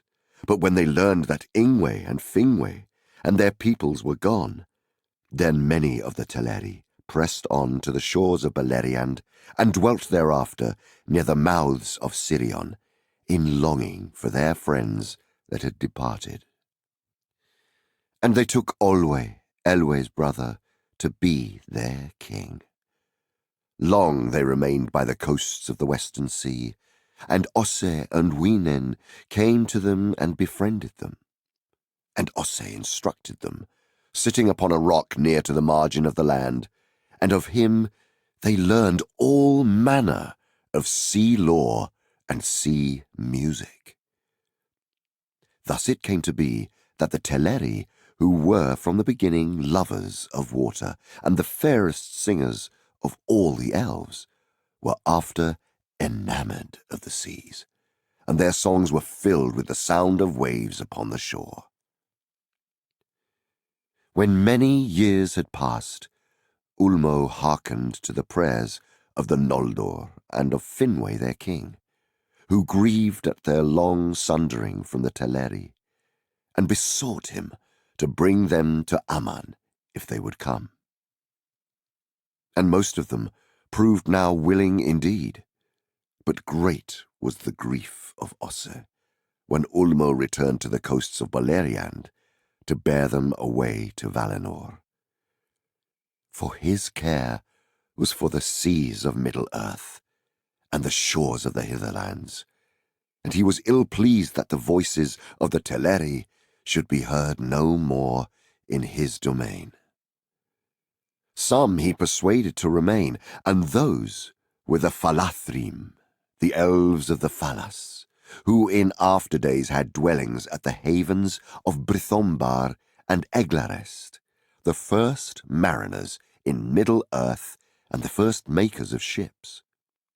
Círdan, the shipwright, was their lord. The kinsfolk and friends of Elwë Singolo also remained in the Hitherlands, seeking him yet, though they would fain have departed to Valinor and the light of the trees, if Ulmo and Olwe had been willing to tarry longer. But Olwe would be gone, and at last the main host of the Teleri embarked upon the isle, and Ulmo drew them far away. Then the friends of Elwë were left behind, and they called themselves Eglath, the forsaken people. They dwelt in the woods and hills of Beleriand, rather than by the sea, which filled them with sorrow, but the desire of Aman was ever in their hearts. But when Elwë awoke from his long trance, he came forth from Nan Elmoth with Melian, and they dwelt thereafter in the woods in the midst of the land. Greatly though he had desired to see again the light of the trees, in the face of Melian he beheld the light of Aman as in an unclouded mirror, and in that light he was content. His people gathered about him in joy, and they were amazed. For fair and noble as he had been, now he appeared as it were a lord of the Maiar, his hair as grey silver, tallest of all the children of Ilúvatar, and a high doom was before him. Now Osse followed after the host of Olwe, and when they were come to the bay of Eldamar, which is Elvenhome, he called to them, and they knew his voice, and begged Ulmo to stay their voyage. And Ulmo granted their request, and at his bidding Osse made fast the island, and rooted it to the foundations of the sea. Ulmo did this the more readily, for he understood the hearts of the Teleri, and in the council of the Valar he had spoken against the summons, thinking that it were better for the Quendi to remain in Middle-earth. The Valar were little pleased to learn what he had done, and Finwë grieved when the Teleri came not, and yet more when he learned that Elwë was forsaken, and knew that he should not see him again unless it were in the halls of Mandos. But the island was not moved again, and stood there alone in the bay of Eldamar, and it was called Tol Eressëa, the lonely isle. There the Teleri abode as they wished, under the stars of heaven, and yet within sight of Aman and the deathless shore. And by that long sojourn, apart in the lonely isle, was caused the sundering of their speech from that of the Vanyar and the Noldor. To these the Valar had given a land and a dwelling place, even among the radiant flowers of the tree-lit gardens of Valinor. They longed still at times to see the stars, and therefore a gap was made in the great walls of the Pelori, And there, in a deep valley that ran down to the sea, the Eldar raised a high green hill. Tuna, it was called. From the west, the light of the trees fell upon it, and its shadow lay ever eastward. And to the east it looked towards the bay of Elvenholm, and the lonely isle, and the shadowy seas. Then through the Calakiria, the pass of light, the radiance of the blessed realm streamed forth, kindling the dark waves to silver and gold, and it touched the lonely isle, and its western shore grew green and fair. There bloomed the first flowers that ever were east of the mountains of Aman. Upon the crown of Tuna, the city of the Elves was built, the white walls and terraces of Tirion, and the highest of the towers of that city was the tower of Ingwe, Mindon Eldalië, whose silver lamp shone far out into the mists of the sea. Few are the ships of mortal men that have seen its slender beam. In Tirion, upon Tuna, the Vanyar and the Noldor dwelt long in fellowship. And since of all things in Valinor they loved most the white tree, Yavanna made for them a tree like to a lesser image of Telperion, save that it did not give light of its own being. Galathilion, it was named in the Sindarin tongue. This tree was planted in the courts beneath the Minden, and there flourished, and its seedlings were many in Eldamar. Of these, one was afterwards planted in Tol Eressëa, and it prospered there, and it was named Celeborn. Thence came in the fullness of time, as is elsewhere told, Nimloth, the white tree of Númenor. Manwë and Varda loved most the Vanyar, the fair elves. But the Noldor were beloved of Aulë, and he and his people came often among them. Great became their knowledge and their skill, yet even greater was their thirst for more knowledge, and in many things they soon surpassed their teachers. They were changeful in speech, for they had great love of words, and sought ever to find names more fit for all things that they knew or imagined. And it came to pass that the masons of the house of Finwë, quarrying in the hills after stone, for they delighted in the building of high towers, first discovered the earth gems, and brought them forth in countless myriads. And they devised tools for the cutting and shaping of gems, and carved them in many forms. They hoarded them not, but gave them freely, and by their labour enriched all Valinor. The Noldor afterwards came back to Middle-earth, and this tale tells mostly of their deeds. Therefore the names and kinship of their princes may here be told, in that form which these names later bore in the tongue of the Elves of Beleriand. Finwë was king of the Noldor. The sons of Finwë were Fëanor, and Fingolfin, and Finarfin, but the mother of Fëanor was Miriel Serinde, whereas the mother of Fingolfin and Finarfin was Indis of the Vanyar. Fëanor was the mightiest in skill of word and of hand, more learned than his brothers. His spirit burned as a flame.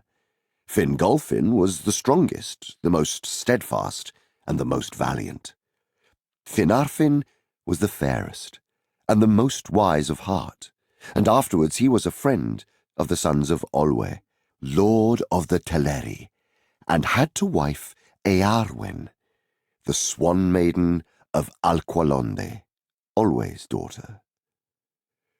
The 7 sons of Fëanor were Maedhros the tall, Maglor the mighty singer, whose voice was heard far over land and sea, Celegorm the fair, and Caranthir the dark, Curufin the crafty, who inherited most his father's skill of hand, and the youngest Amrod and Amras, who were twin brothers, alike in mood and face.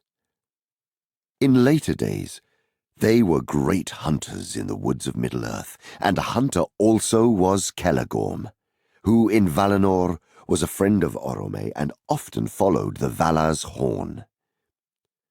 The sons of Fingolfin were Fingon, who was afterwards the king of the Noldor in the north of the world, and Turgon, lord of Gondolin. Their sister was Arathel the White.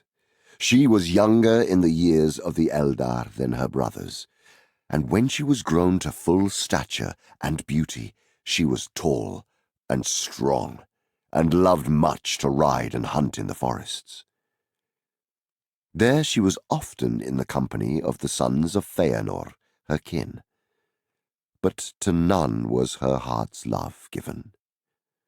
Arthaniel, she was called, the White Lady of the Noldor, for she was pale, though her hair was dark, and she was never arrayed but in silver and white. The sons of Finarfin were Finrod the Faithful, who was afterwards named Felagund, Lord of Caves, Orodreth, Angrod, and Egnor. These 4 were as close in friendship with the sons of Fingolfin as though they were all brothers. A sister they had, Galadriel, most beautiful of all the house of Finwë. Her hair was lit with gold as though it had caught in a mesh the radiance of Laurelin. Here must be told how the Teleri came at last to the land of Aman. Through a long age they dwelt in Tol Eressëa, but slowly their hearts were changed, and were drawn towards the light that flowed out over the sea to the lonely isle. They were torn between the love of the music of the waves upon their shores, and the desire to see again their kindred and to look upon the splendour of Valinor. But in the end, desire of the light was the stronger. Therefore Ulmo, submitting to the will of the Valar, sent to them Osse, their friend, and he, though grieving, taught them the craft of shipbuilding.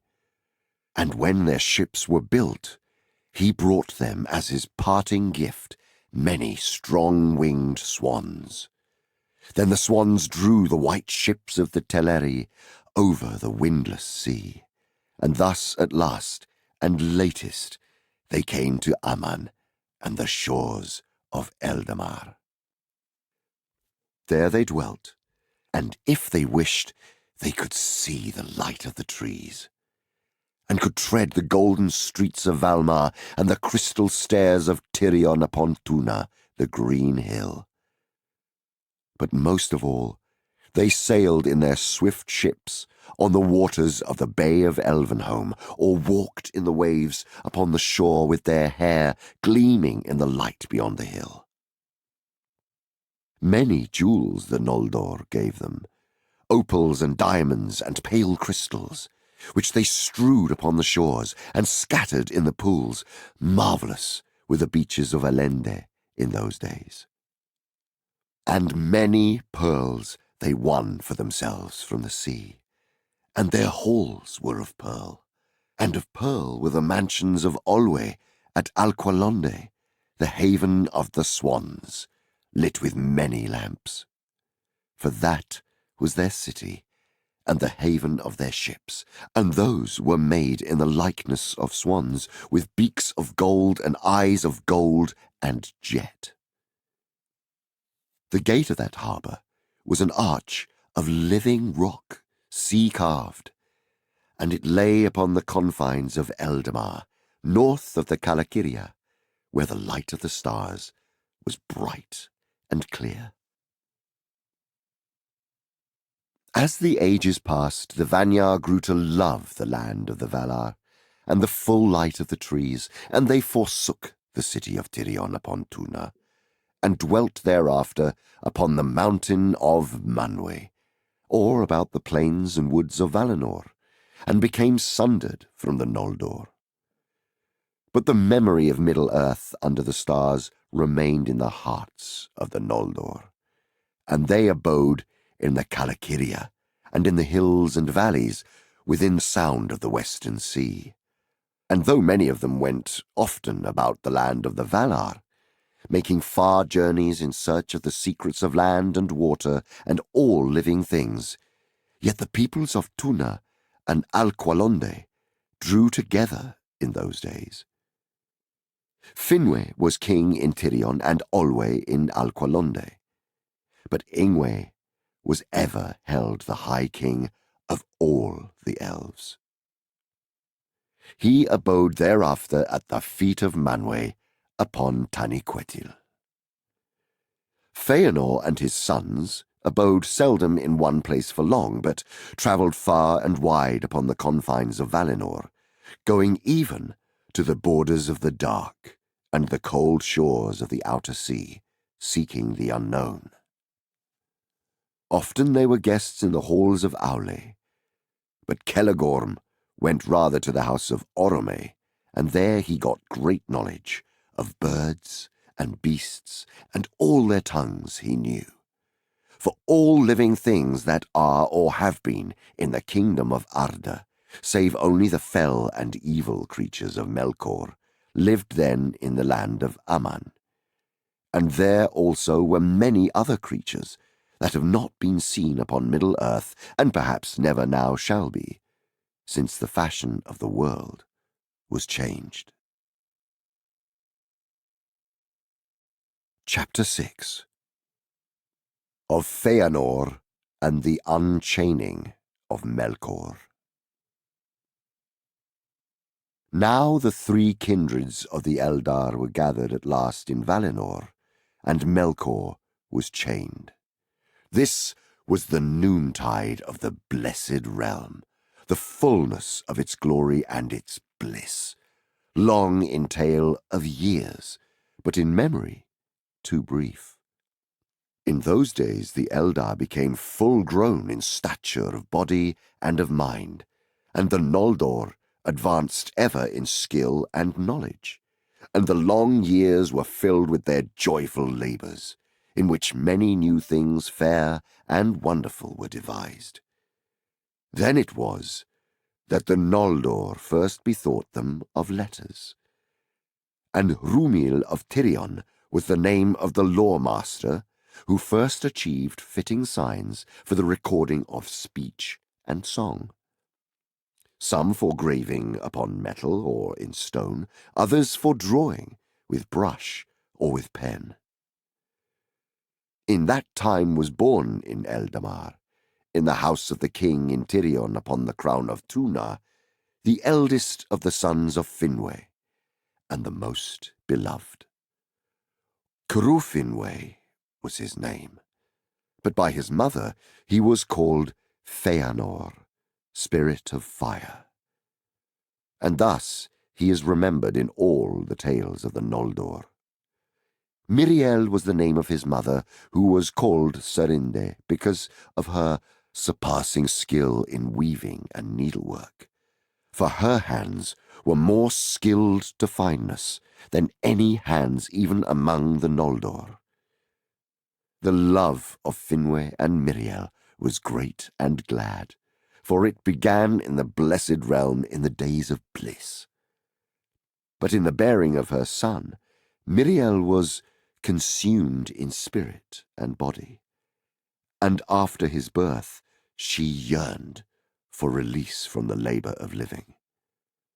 And when she had named him, she said to Finwë, "Never again shall I bear child, for strength that would have nourished the life of many has gone forth into Fëanor."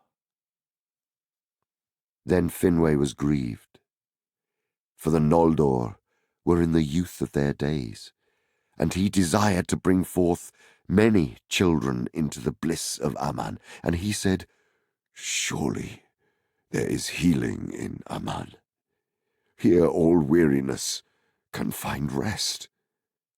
But when Miriel languished still, Finwë sought the counsel of Manwë, and Manwë delivered her to the care of Irmo in Lorien.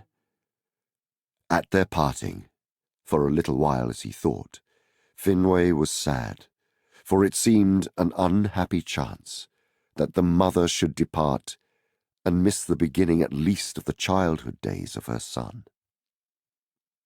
"It is indeed unhappy," said Miriel, "and I would weep if I were not so weary. But hold me blameless in this, and in all that may come after." She went then to the gardens of Lorien, and laid down to sleep. But though she seemed to sleep, her spirit indeed departed from her body, and passed in silence to the halls of Mandos. The maidens of Esther tended the body of Miriel, and it remained unwithered, but she did not return. Then Finwë lived in sorrow, and he went often to the gardens of Lorien, and sitting beneath the silver willows beside the body of his wife, he called her by her names. But it was unavailing, and alone in all the blessed realm, he was deprived of joy. After a while, he went to Lorien no more. All his love he gave thereafter to his son, and Fëanor grew swiftly, as if a secret fire were kindled within him. He was tall and fair of face and masterful, his eyes piercingly bright and his hair raven dark, in the pursuit of all his purposes, eager and steadfast. Few ever changed his courses by counsel, none by force. He became of all the Noldor, then or after, the most subtle in mind and the most skilled in hand. In his youth, bettering the work of Rúmil, he devised those letters which bear his name, and which the Eldar used ever after. And he it was who first of the Noldor discovered how gems greater and brighter than those of the earth might be made with skill. The first gems that Fëanor made were white and colourless, but being set under starlight, they would blaze with blue and silver fires brighter than Halloween.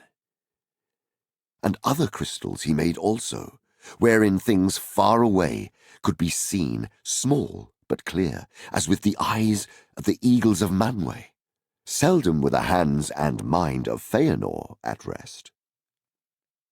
While still in his early youth, he wedded Nerdanel, the daughter of a great smith named Matan, among those of the Noldor most dear to Aulë. And of Matan he learned much of the making of things in metal and in stone. Nerdanel also was firm of will, but more patient than Fëanor, desiring to understand minds rather than to master them, and at first she restrained him when the fire of his heart grew too hot. But his later deeds grieved her, and they became estranged. 7 sons she bore to Fëanor. Her mood she bequeathed in part to some of them, but not to all. Now it came to pass that Finwë took as his second wife Indis the Fair. She was a Vanya, close kin of Ingwë the High King, golden-haired and tall, and in all ways unlike Miriel.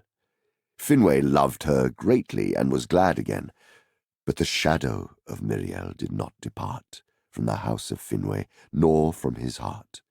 And of all whom he loved, Fëanor had ever the chief share of his thought.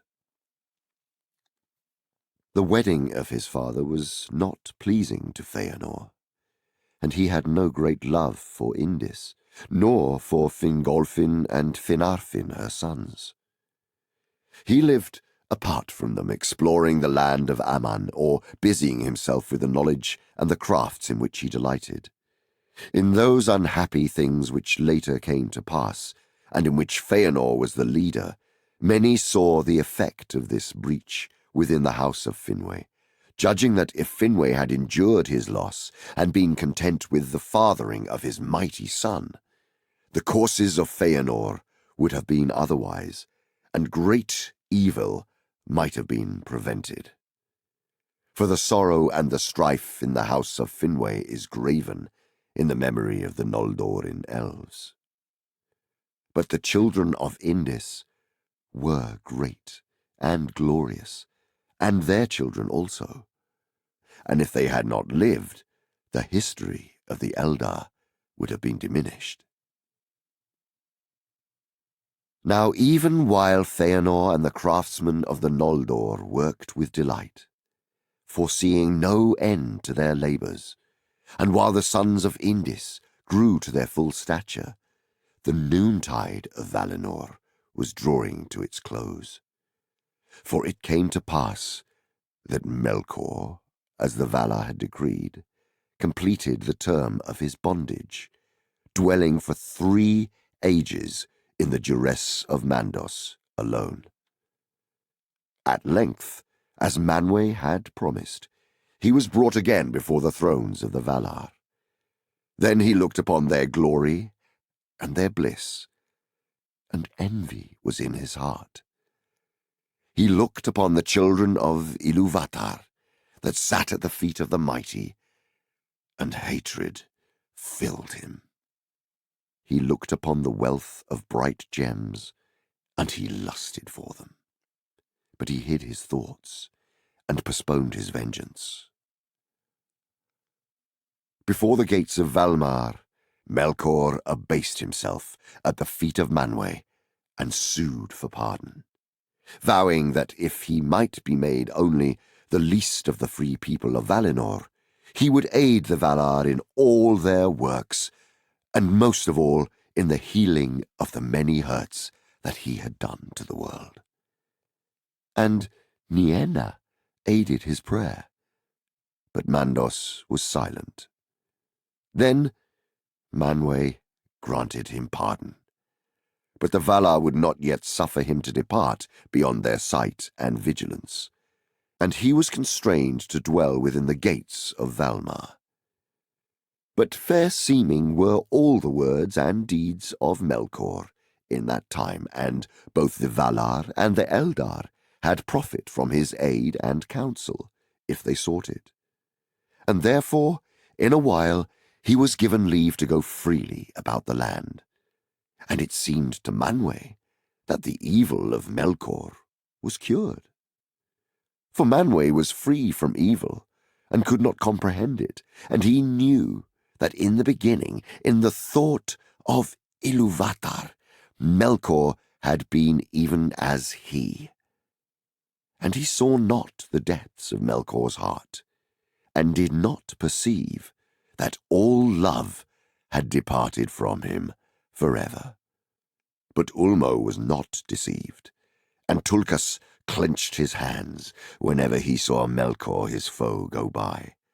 For if Tulkas is slow to wrath, he is slow also to forget. But they obeyed the judgment of Manwë, for those who will defend authority against rebellion must not themselves rebel. Now, in his heart, Melkor most hated the Eldar, both because they were fair and joyful, and because in them he saw the reason for the arising of the Valar and his own downfall. Therefore all the more did he feign love for them, and seek their friendship, and he offered them the service of his law and labour in any great deed that they would do. The Vanyar, indeed, held him in suspicion, for they dwelt in the light of the trees, and were content. And to the Teleri he gave small heed, thinking them of little worth, tools too weak for his designs. But the Noldor took delight in the hidden knowledge that he could reveal to them. And some hearkened to words that it would have been better for them never to have heard. Melkor indeed declared afterwards that Fëanor had learned much art from him in secret, and had been instructed by him in the greatest of all his works. But he lied in his lust and his envy, for none of the Eldalië ever hated Melkor more than Fëanor, son of Finwë, who first named him Morgoth. And snared though he was in the webs of Melkor's malice against the Valar, he held no converse with him and took no counsel from him. For Fëanor was driven by the fire of his own heart only, working ever swiftly and alone. And he asked the aid and sought the counsel of none that dwelt in Aman, great or small, save only and for a little while of Nerdanel the wise, his wife. Chapter 7. Of the Silmarils and the Unrest of the Noldor. In that time were made those things that afterwards were most renowned of all the works of the Elves. For Fëanor, being come to his full might, was filled with a new thought, or it may be that some shadow of foreknowledge came to him of the doom that drew near. And he pondered how the light of the trees, the glory of the blessed realm, might be preserved imperishable. Then he began a long and secret labour, and he summoned all his lore, and his power, and his subtle skill, and at the end of all, he made the Silmarils. As three great jewels they were in form, but not until the end, when Fëanor shall return, who perished ere the sun was made, and sits now in the halls of awaiting, and comes no more among his kin. Not until the sun passes and the moon falls shall it be known of what substance they were made. Like the crystal of diamonds it appeared, and yet was more strong than adamant, so that no violence could mar it or break it within the kingdom of Arda. Yet that crystal was to the Silmarils but as is the body to the children of Ilúvatar. The house of its inner fire that is within it, and yet in all parts of it, and is its life. And the inner fire of the Silmarils, Fëanor made of the blended light of the trees of Valinor, which lives in them yet, though the trees have long withered and shine no more. Therefore, even in the darkness of the deepest treasury, the Silmarils of their own radiance shone like the stars of Varda, and yet, as were they indeed living things, they rejoiced in light and received it and gave it back in hues more marvellous than before. All who dwelt in Aman were filled with wonder and delight at the work of Fëanor. And Varda hallowed the Silmarils, so that thereafter no mortal flesh, nor hands unclean, nor anything of evil will might touch them, but it was scorched and withered. And Mandos foretold that the fates of Arda, earth, sea, and air lay locked within them. The heart of Fëanor was fast bound to these things that he himself had made. Then Melkor lusted for the Silmarils, and the very memory of their radiance was a gnawing fire in his heart. From that time forth, inflamed by this desire, he sought ever more eagerly how he should destroy Fëanor and end the friendship of the Valar and the Elves. But he dissembled his purposes with cunning, and nothing of his malice could yet be seen in the semblance that he wore. Long was he at work, and slow at first, and barren was his labour. But he that sows lies in the end shall not lack of a harvest. And soon he may rest from toil, indeed, while others reap and sow in his stead. Ever Melkor found some ears that would heed him, and some tongues that would enlarge what they had heard. And his lies passed from friend to friend, as secrets of which the knowledge proves the teller wise. Bitterly did the Noldor atone for the folly of their open ears in the days that followed after. When he saw that many leaned towards him, Melkor would often walk among them, and amid his fair words others were woven, so subtly that many who heard them believed in recollection that they arose from their own thought. Visions he would conjure in their hearts of the mighty realms that they could have ruled at their own will, in power and freedom in the east. And then whispers went abroad that the Valar had brought the Eldar to Aman because of their jealousy, fearing that the beauty of the Quendi and the Maker's power that Ilúvatar had bequeathed to them would grow too great for the Valar to govern. As the Elves waxed and spread over the wide lands of the world.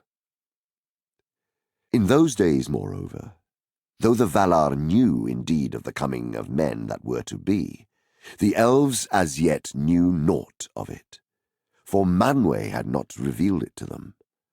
But Melkor spoke to them in secret of mortal men, seeing how the silence of the Valar might be twisted to evil. Little he knew yet concerning men, for engrossed with his own thought in the music, he had paid small heed to the third theme of Ilúvatar. But now the whisper went among the Elves that Manwë held them captive, so that men might come and supplant them in the kingdoms of Middle-earth. For the Valar saw that they might more easily sway this short-lived and weaker race, defrauding the Elves of the inheritance of Ilúvatar. Small truth was there in this, and little have the Valar ever prevailed to sway the wills of men. But many of the Noldor believed, or half believed, the evil words. Thus, ere the Valar were aware, the peace of Valinor was poisoned. The Noldor began to murmur against them, and many became filled with pride, forgetting how much of what they had and knew came to them in gift from the Valar. Fiercest burned the new flame of desire for freedom and wider realms in the eager heart of Fëanor. And Melkor laughed in his secrecy, for to that mark his lies had been addressed, hating Fëanor above all, and lusting ever for the Silmarils. But these he was not suffered to approach. For though at great feasts Fëanor would wear them, blazing on his brow, at other times they were guarded close, locked in the deep chambers of his hoard in Tirion. For Fëanor began to love the Silmarils with a greedy love, and grudged the sight of them to all, save to his father and his 7 sons. He seldom remembered now that the light within them was not his own.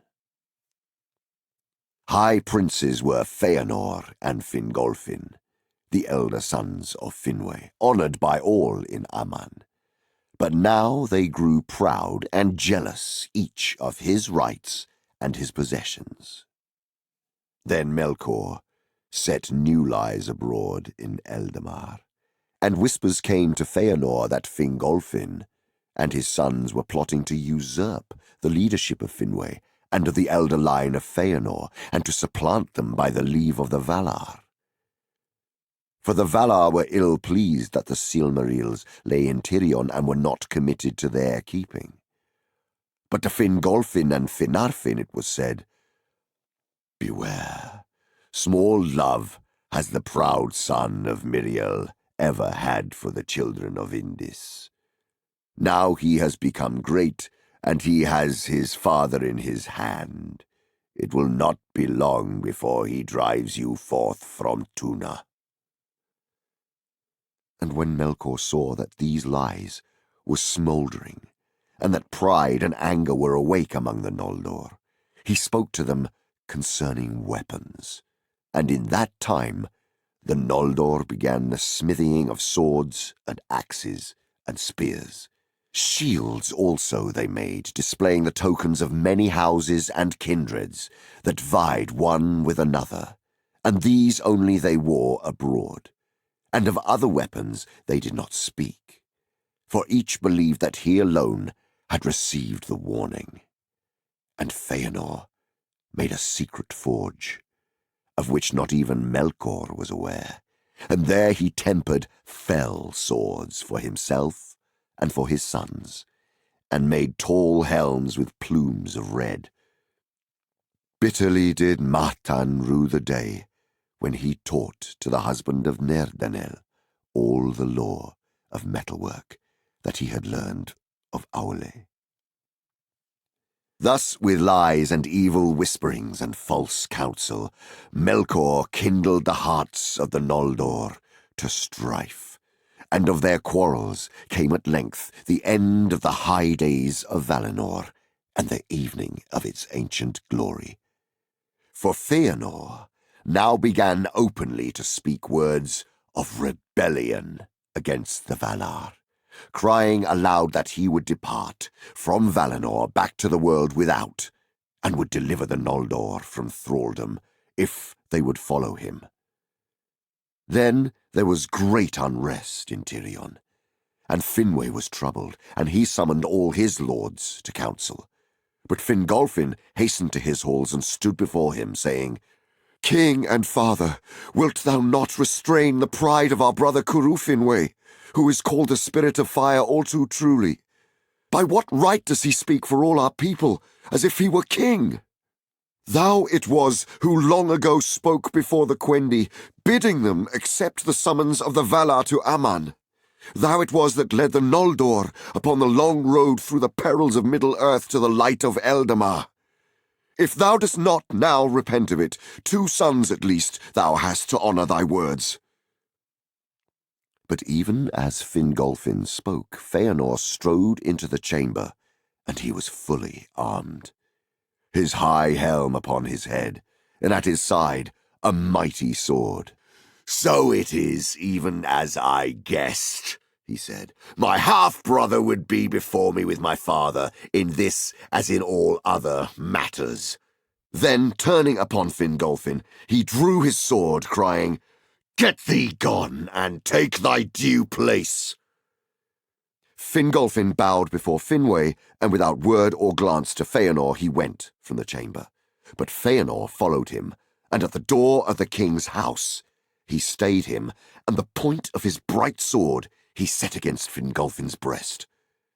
"See, half-brother," he said, "this is sharper than thy tongue. Try but once more to usurp my place and the love of my father, and maybe it will rid the Noldor of one who seeks to be the master of thralls."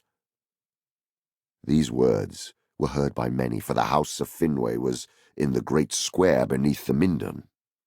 But again Fingolfin made no answer, and passing through the throng in silence, he went to seek Finarfin his brother. Now the unrest of the Noldor was not indeed hidden from the Valar, but its seed had been sown in the dark, and therefore, since Fëanor first spoke openly against them, they judged that he was the mover of discontent, being eminent in self-will and arrogance, though all the Noldor had become proud.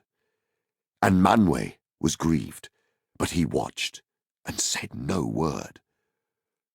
The Valar had brought the Eldar to their land freely to dwell or to depart, and though they might judge departure to be folly, they might not restrain them from it. But now the deeds of Fëanor could not be passed over, and the Valar were angered and dismayed. And he was summoned to appear before them at the gates of Valmar, to answer for all his words and deeds.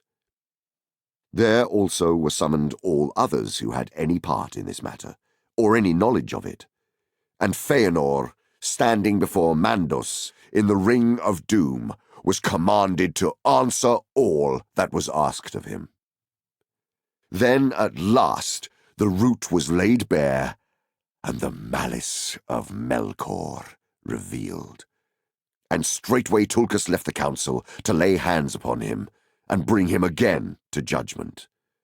But Fëanor was not held guiltless, for he it was that had broken the peace of Valinor, and drawn his sword upon his kinsman, and Mandos said to him, "Thou speakest of thraldom.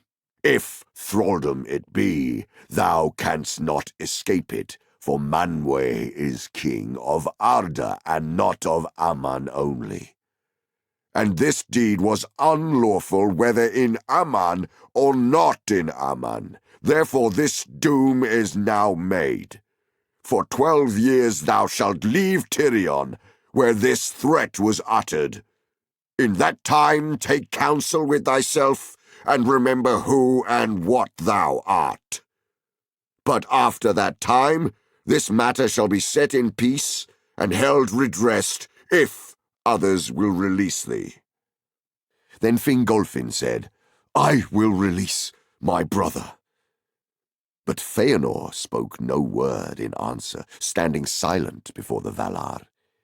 Then he turned and left the council, and departed from Valmar. With him into banishment went his 7 sons, and northward in Valinor they made a strong place and treasury in the hills.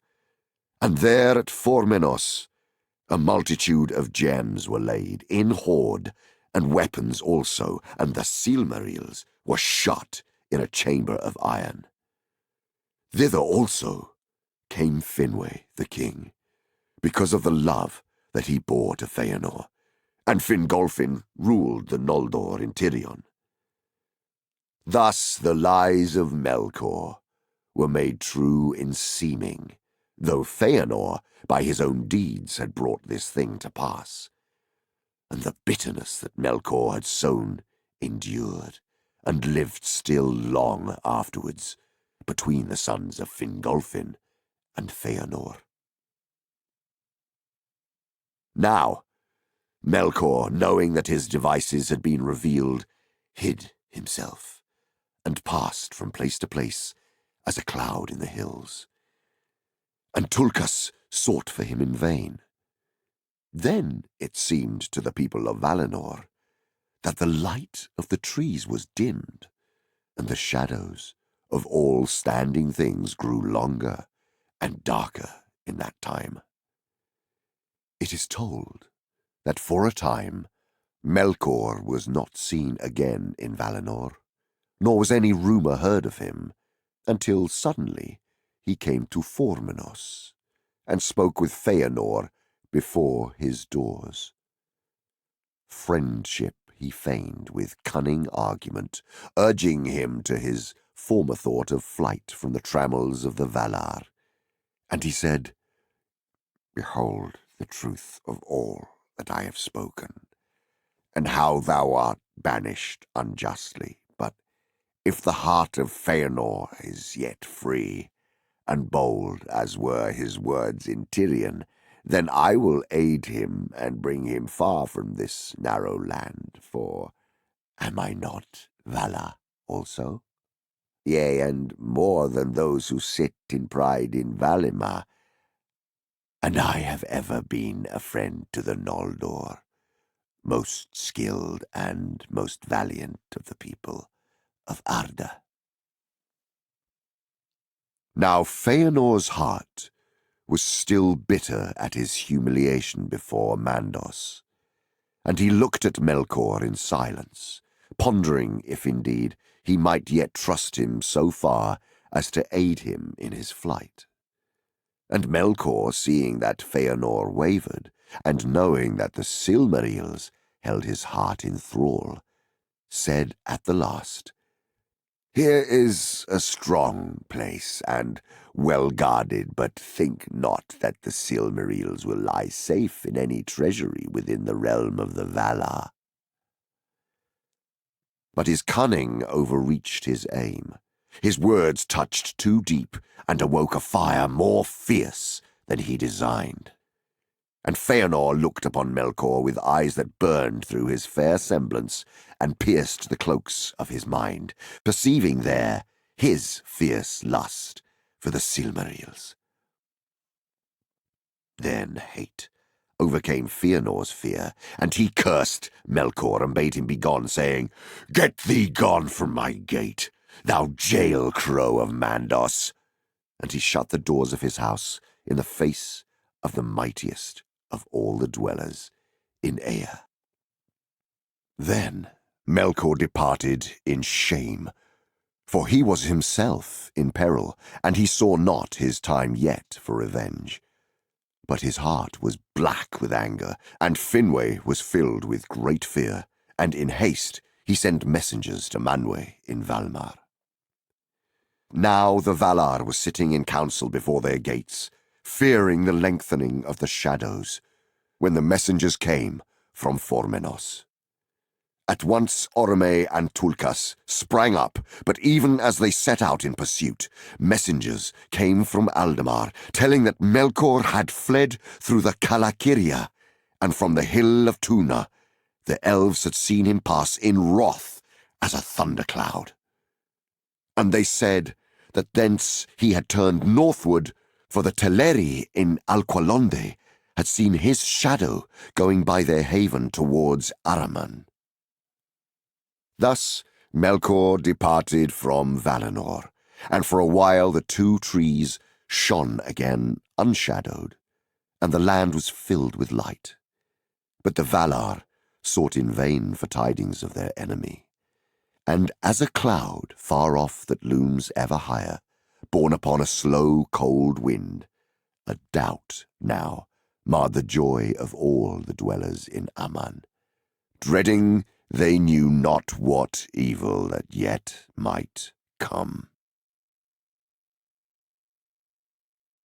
Chapter 8 of the Darkening of Valinor. When Manwë heard of the ways that Melkor had taken, it seemed plain to him that he purposed to escape to his old strongholds in the north of Middle-earth. And Orome and Tulkas went with all speed northward, seeking to overtake him if they might, but they found no trace or rumour of him beyond the shores of the Teleri, in the unpeopled wastes that drew near to the ice. Thereafter the watch was redoubled along the northern fences of Aman, but to no purpose, for ere ever the pursuit set out, Melkor had turned back, and in secrecy passed away far to the south. For he was yet as one of the Valar, and could change his form or walk unclad, as could his brethren, though that power he was soon to lose forever. Thus, unseen, he came at last to the dark region of Avathar.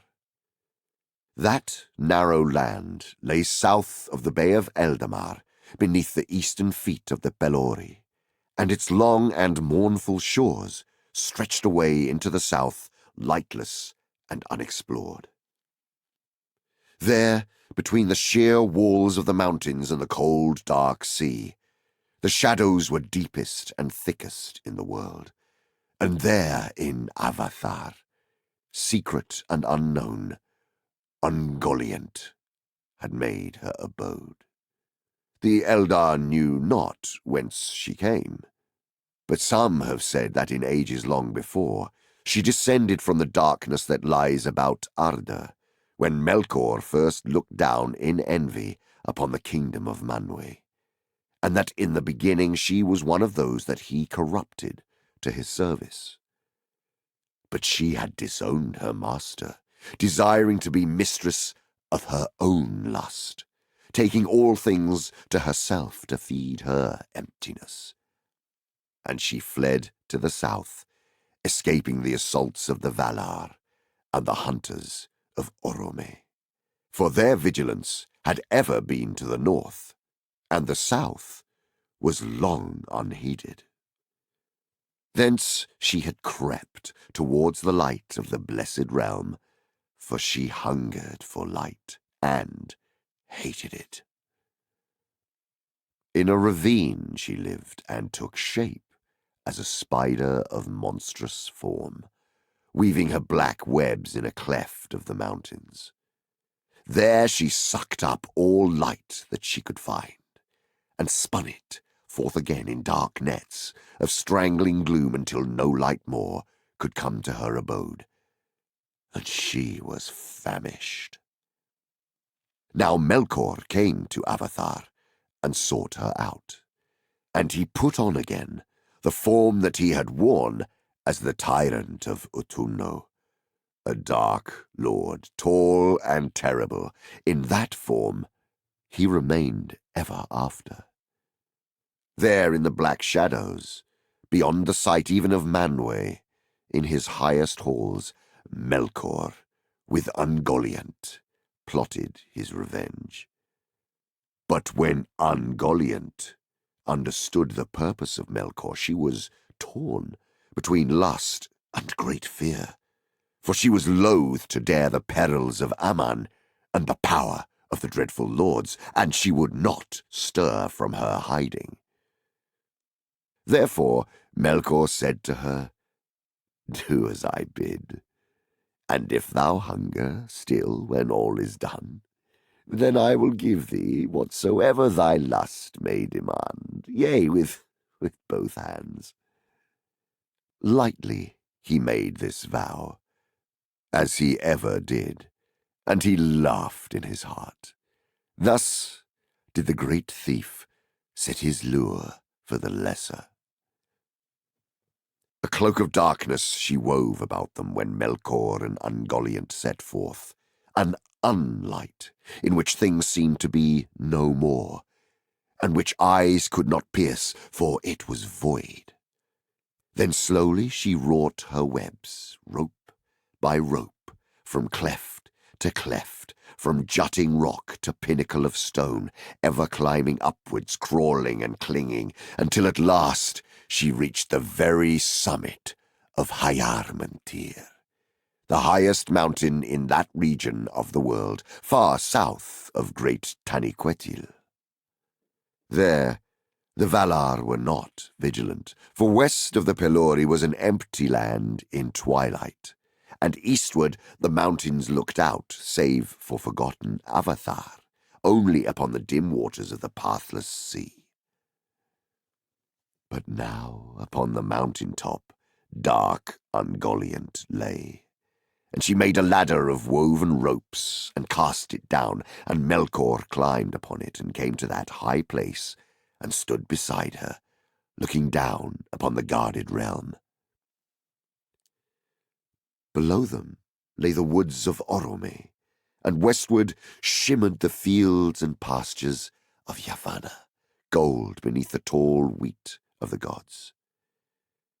But Melkor looked north, and saw afar the shining plain and the silver domes of Valmar gleaming in the mingling of the lights of Telperion and Laurelin. Then Melkor laughed aloud, and leapt swiftly down the long western slopes, and Ungoliant was at his side, and her darkness covered them. Now it was a time of festival, as Melkor knew well, though all tides and seasons were at the will of the Valar, and in Valinor there was no winter of death. None the less they dwelt then in the kingdom of Arda, and that was but a small realm in the halls of Ea, whose life is time, which flows ever from the first note to the last chord of Eru. and even as it was then the delight of the Valar, as is told in the Ainulindale, to clothe themselves as in a vesture in the forms of the children of Ilúvatar. So also did they eat and drink and gather the fruits of Yavanna from the earth, which under Eru they had made. Therefore Yavanna set times for the flowering and the ripening of all things that grew in Valinor. And at each first gathering of fruits, Manwë made a high feast for the praising of Eru, when all the peoples of Valinor poured forth their joy in music and song upon Taniquetil. This now was the hour, and Manwë decreed a feast more glorious than any that had been held since the coming of the Eldar to Aman. For though the escape of Melkor portended toils and sorrows to come, and indeed none could tell what further hurts would be done to Arda ere he could be subdued again, at this time Manwë designed to heal the evil that had arisen among the Noldor, and all were bidden to come to his halls upon Taniquetil, there to put aside the griefs that lay between their princes, and forget utterly the lies of their enemy. There came the Vanyar, and there came the Noldor of Tirion, and the Maiar were gathered together, and the Valar were arrayed in their beauty and majesty, and they sang before Manwë and Varda in their lofty halls, or danced upon the green slopes of the mountain that looked west towards the trees. In that day the streets of Valmar were empty, and the stairs of Tirion were silent, and all the land lay sleeping in peace. Only the Teleri beyond the mountains still sang upon the shores of the sea, for they recked little of seasons or times, and gave no thought to the cares of the rulers of Arda or the shadow that had fallen on Valinor, for it had not touched them as yet. One thing only marred the design of Manwë. Fëanor came indeed, for him alone Manwë had commanded to come. But Finwë came not, nor any others of the Noldor of Formanos. For said Finwë, while the ban lasts upon Fëanor, my son, that he may not go to Tirion, I hold myself unkinged, and I will not meet my people. And Fëanor came not in raiment of festival, and he wore no ornament, neither silver nor gold nor any gem, and he denied the sight of the Silmarils to the Valar and the Eldar, and left them locked in Formenos, in their chamber of iron. Nevertheless, he met Fingolfin before the throne of Manwë, and was reconciled in word. And Fingolfin set at naught the unsheathing of the sword. For Fingolfin held forth his hand, saying, "As I promised, I do now. I release thee, and remember no grievance." Then Fëanor took his hand in silence, but Fingolfin said, "Half-brother in blood, full brother in heart will I be. Thou shalt lead, and I will follow. May no new grief divide us." "I hear thee," said Fëanor, "so be it." But they did not know the meaning that their words would bear. It is told that even as Fëanor and Fingolfin stood before Manwë, there came the mingling of the lights, when both trees were shining, and the silent city of Valmar was filled with a radiance of silver and gold. And in that very hour, Melkor and Ungoliant came hastening over the fields of Valinor, as the shadow of a black cloud upon the wind fleets over the sunlit earth. And they came before the green mound Ezelohar. Then the unlight of Ungoliant rose up even to the roots of the trees, and Melkor sprang upon the mound, and with his black spear he smote each tree to its core, wounded them deep, and their sap poured forth as it were their blood, and was spilled upon the ground. But Ungoliant sucked it up, and going then from tree to tree, she set her black beak to their wounds till they were drained. And the poison of death that was in her went into their tissues and withered them root, branch, and leaf. And they died. And still she thirsted, and going to the wells of Varda, she drank them dry. But Ungoliant belched forth black vapours as she drank, and swelled to a shape so vast and hideous that Melkor was afraid. So the great darkness fell upon Valinor. Of the deeds of that day much is told in the Aldudene, that Elimere of the Vanya made, and is known to all the Eldar. Yet no song or tale could contain all the grief and terror that then befell. The light failed, but the darkness that followed was more than loss of light. In that hour was made a darkness that seemed not lack, but a thing with being of its own. For it was indeed made by malice out of light, and it had power to pierce the eye, and to enter heart and mind, and strangle the very will. Varda looked down from Taniquetil, and beheld the shadow soaring up in sudden towers of gloom. Valmar had foundered in the deep sea of night. Soon the holy mountain stood alone, a last island in a world that was drowned. All song ceased. There was silence in Valinor, and no sound could be heard, save only from afar there came on the wind, through the pass of the mountains, the wailing of the Teleri, like the cold cry of gulls. For it blew chill from the east in that hour, and the vast shadows of the sea were rolled against the walls of the shore. But Manwë, from his high seat, looked out, and his eyes alone pierced through the night until they saw a darkness beyond dark, which they could not penetrate, huge but far away, moving now northward with great speed. And he knew that Melkor had come and gone. Then the pursuit was begun, and the earth shook beneath the horses of the host of Orome, and the fire that was stricken from the hooves of Nahar was the first light that returned to Valinor. But so soon as any came up with the cloud of Ungoliant, the riders of the Valar were blinded and dismayed, and they were scattered and went they knew not whither.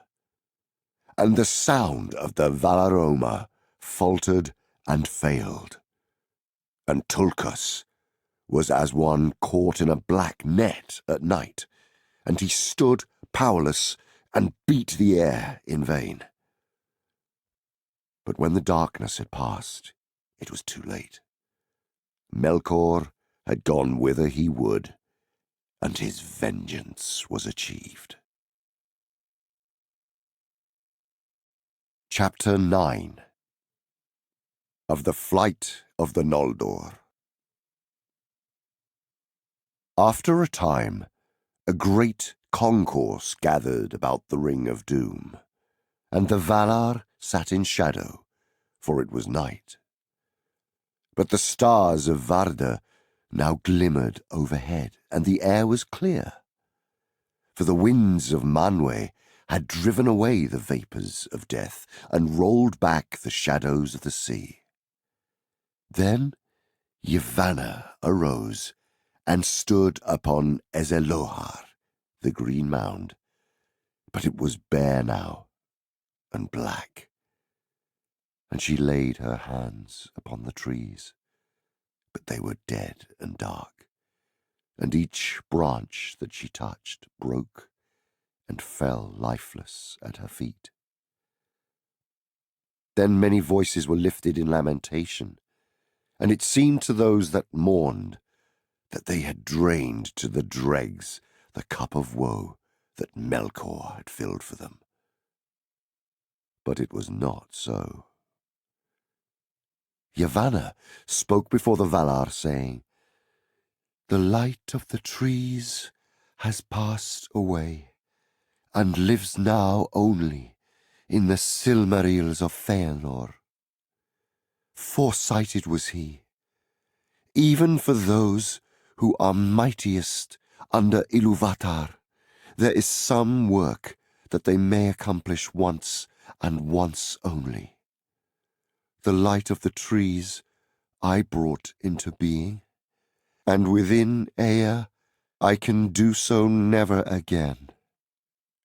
Yet had I but a little of that light, I could recall life to the trees, ere their roots decay, and then our hurt should be healed, and the malice of Melkor be confounded." Then Manwë spoke and said, "Hearest thou, Fëanor, son of Finwë, the words of Yavanna? Wilt thou grant what she would ask?"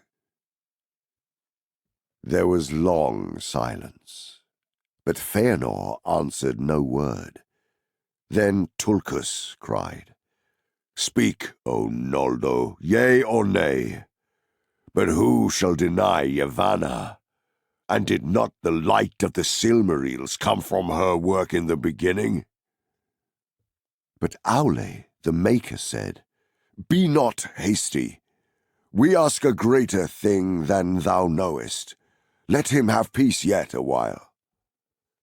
But Fëanor spoke then, and cried bitterly, "For the less even as for the greater there is some deed that he may accomplish but once only. And in that deed his heart shall rest. It may be that I can unlock my jewels, but never again shall I make their like. And if I must break them, I shall break my heart, and I shall be slain, first of all the Eldar in Aman." "Not the first," said Mandos. But they did not understand his word, and again there was silence, while Fëanor brooded in the dark. It seemed to him that he was beset in a ring of enemies, and the words of Melkor returned to him, saying that the Silmarils were not safe if the Valar would possess them. "And is he not Valar as are they?" said his thought. "And does he not understand their hearts? Yea, a thief shall reveal thieves." Then he cried aloud, "This thing I will not do of free will. But if the Valar will constrain me, then shall I know indeed that Melkor is of their kindred." Then Mandos said, "Thou hast spoken." And Nienna arose and went up onto Ezelohar, and cast back her grey hood, and with her tears washed away the defilements of Ungoliant. And she sang in mourning for the bitterness of the world and the marring of Arda. But even as Nienna mourned, there came messengers from Formenos, and they were Noldor, and bore new tidings of evil. For they told how a blind darkness came northward, and in the midst walked some power for which there was no name, and the darkness issued from it. But Melkor also was there, and he came to the house of Fëanor, and there he slew Finwë, king of the Noldor, before his doors, and spilled the first blood in the blessed realm. For Finwë alone had not fled from the horror of the dark. And they told that Melkor had broken the stronghold of Formenos and taken all the jewels of the Noldor that were hoarded in that place. And the Silmarils were gone. Then Fëanor rose, and lifting up his hand before Manwë, he cursed Melkor, naming him Morgoth, the black foe of the world. And by that name only was he known to the Eldar ever after. And he cursed also the summons of Manwë and the hour in which he came to Taniquetil, thinking in the madness of his rage and grief that had he been at Formenos, his strength would have availed more than to be slain also, as Melkor had purposed. Then Fëanor ran from the Ring of Doom and fled into the night. For his father was dearer to him than the light of Valinor or the peerless works of his hands. And who among sons of elves or of men have held their fathers of greater worth? Many there grieved for the anguish of Fëanor, but his loss was not his alone. And Yavanna wept by the mound, in fear that the darkness should swallow the last rays of the light of Valinor forever. For though the Valar did not yet understand fully what had befallen, they perceived that Melkor had called upon some aid that came from beyond Arda. The Silmarils had passed away, and all one, it may seem, whether Fëanor had said yea or nay to Yavanna. Yet had he said yea at the first, before the tidings came from Formenos, it may be that his after-deeds would have been other than they were. But now the doom of the Noldor drew near.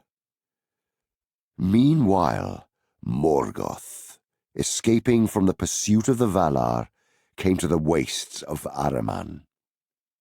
This land lay northward between the mountains of the Pelori and the Great Sea, as Avathar lay to the south. But Ahriman was a wider land, and between the shores and the mountains were barren plains, ever colder as the ice drew nearer. Through this region Morgoth and Ungoliant passed in haste, and so came through the great mists of Oeamure to the Helcaraxe, where the strait between Ahriman and Middle-earth was filled with grinding ice. And he crossed over and came back at last to the north of the outer lands. Together they went on, for Morgoth could not elude Ungoliant, and her cloud was still about him, and all her eyes were upon him, and they came to those lands that lay north of the Firth of Drengist. Now Morgoth was drawing near to the ruins of Angband, where his great western stronghold had been. And Ungoliant perceived his hope, and knew that here he would seek to escape from her, and she stayed him, demanding that he fulfill his promise. "Blackheart," she said, "I have done thy bidding, but I hunger still." "What wouldst thou have more?" said Morgoth. "Dost thou desire all the world for thy belly? I did not vow to give thee that. I am its lord."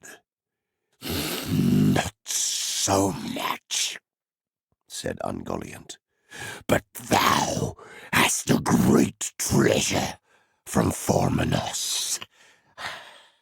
I will have all that, yea, with both hands thou shalt give it." Then perforce Morgoth surrendered to her the gems that he bore with him, one by one and grudgingly, and she devoured them, and their beauty perished from the world. Huger and darker yet grew Ungoliant, but her lust was unsated. "With one hand thou givest," she said, "with the left only. Open thy right hand." In his right hand Morgoth held close the Silmarils, and though they were locked in a crystal casket, they had begun to burn him, and his hand was clenched in pain, but he would not open it. "Nay," he said, "thou hast had thy due, for with my power that I put into thee, thy work was accomplished. I need thee no more. These things thou shalt not have nor see. I name them unto myself forever." But Ungoliant had grown great, and he less, by the power that had gone out of him, and she rose against him, and her cloud closed about him, and she enmeshed him in a web of clinging thongs to strangle him. Then Morgoth sent forth a terrible cry that echoed in the mountains. Therefore that region was called Lamoth, for the echoes of his voice dwelt there ever after, so that any who cried aloud in that land awoke them, and all the waste between the hills and the sea was filled with a clamour as of voices in anguish. The cry of Morgoth in that hour was the greatest and most dreadful that was ever heard in the northern world. The mountains shook, and the earth trembled, and the rocks were riven asunder. Deep in forgotten places that cry was heard.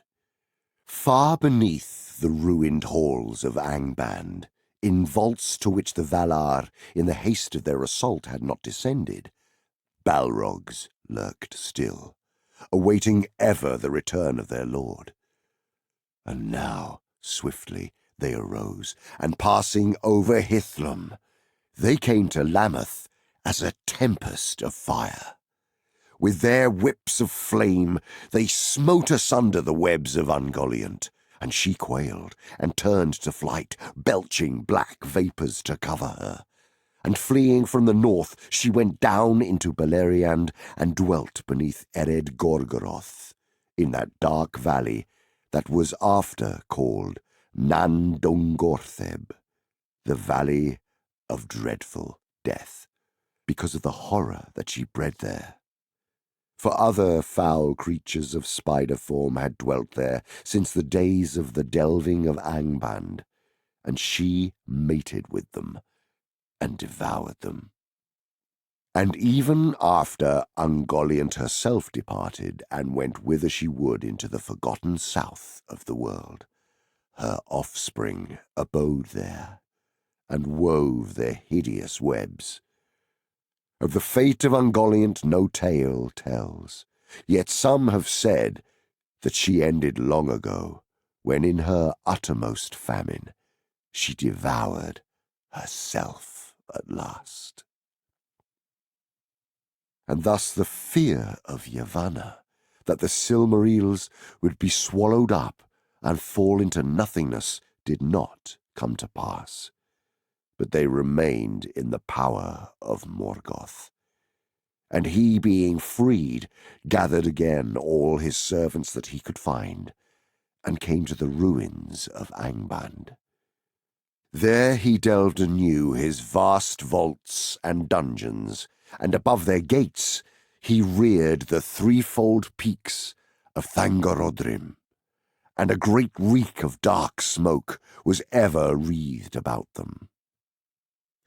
There Countless became the hosts of his beasts and his demons, and the race of the orcs, bred long before, grew and multiplied in the bowels of the earth. Dark now fell the shadow on Beleriand, as is told hereafter. But in Angband, Morgoth forged for himself a great crown of iron, and he called himself King of the World.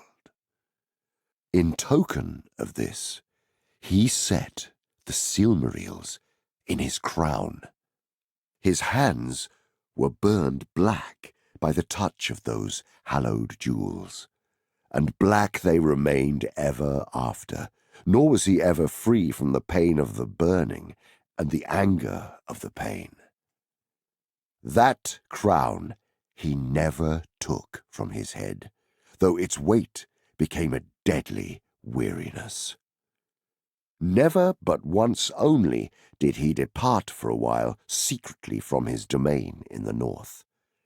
Seldom indeed did he leave the deep places of his fortress, but governed his armies from his northern throne.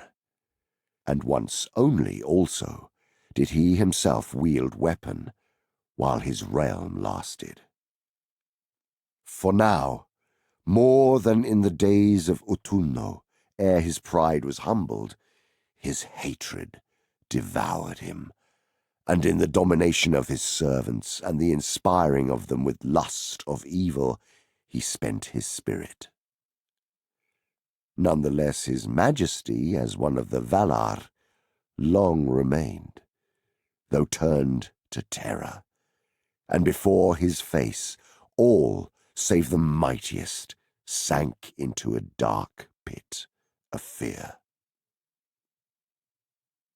Now when it was known that Morgoth had escaped from Valinor, and pursuit was unavailing, the Valar remained long seated in darkness in the Ring of Doom, and the Maiar and the Vanyar stood beside them and wept.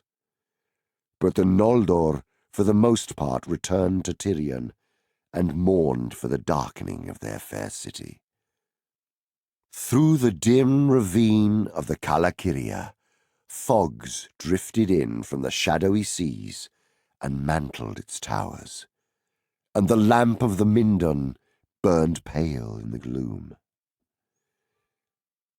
Then, suddenly, Fëanor appeared in the city, and called on all to come to the high court of the king upon the summit of Tuna.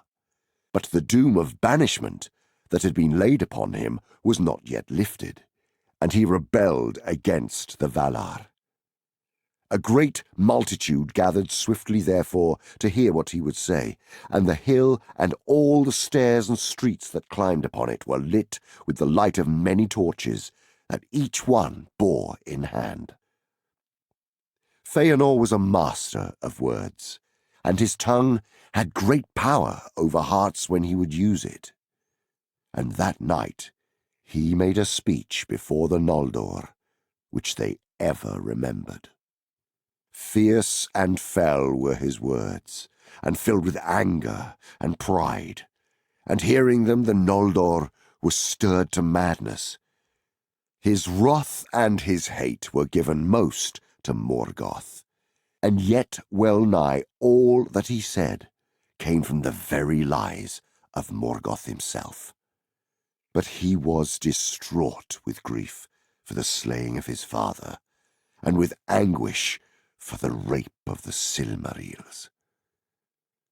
He claimed now the kingship of all the Noldor, since Finwë was dead, and he scorned the decrees of the Valar.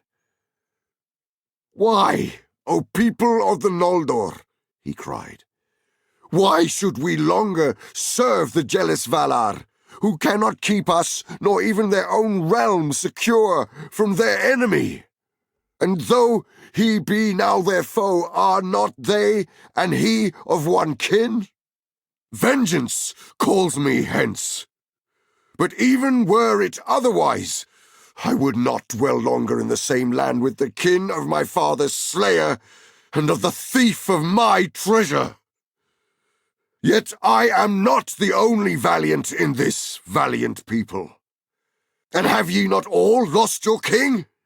And what else have ye not lost, cooped here in a narrow land between the mountains and the sea? Here once was light, that the Valar begrudged to Middle-earth, but now dark levels all. Shall we mourn here deedless forever, a shadow folk, mist haunting, dropping vain tears in the thankless sea?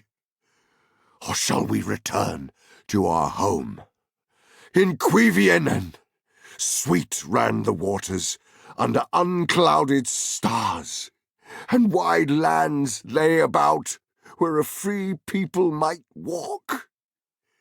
There they lie still, and await us who in our folly forsook them.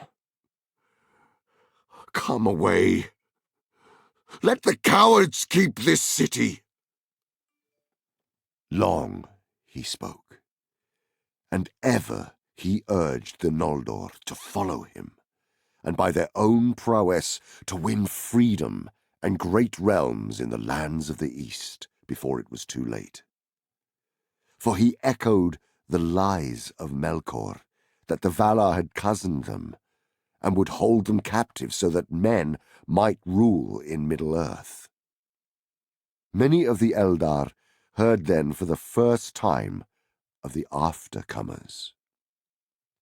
"Fair shall the end be," he cried. "Though long and hard shall be the road, say farewell to bondage. But say farewell also to ease, say farewell to the weak, say farewell to your treasures. More still shall we make, journey light, but bring with you your swords. For we will go further than Orome, endure longer than Tulkas. We will never turn back from pursuit.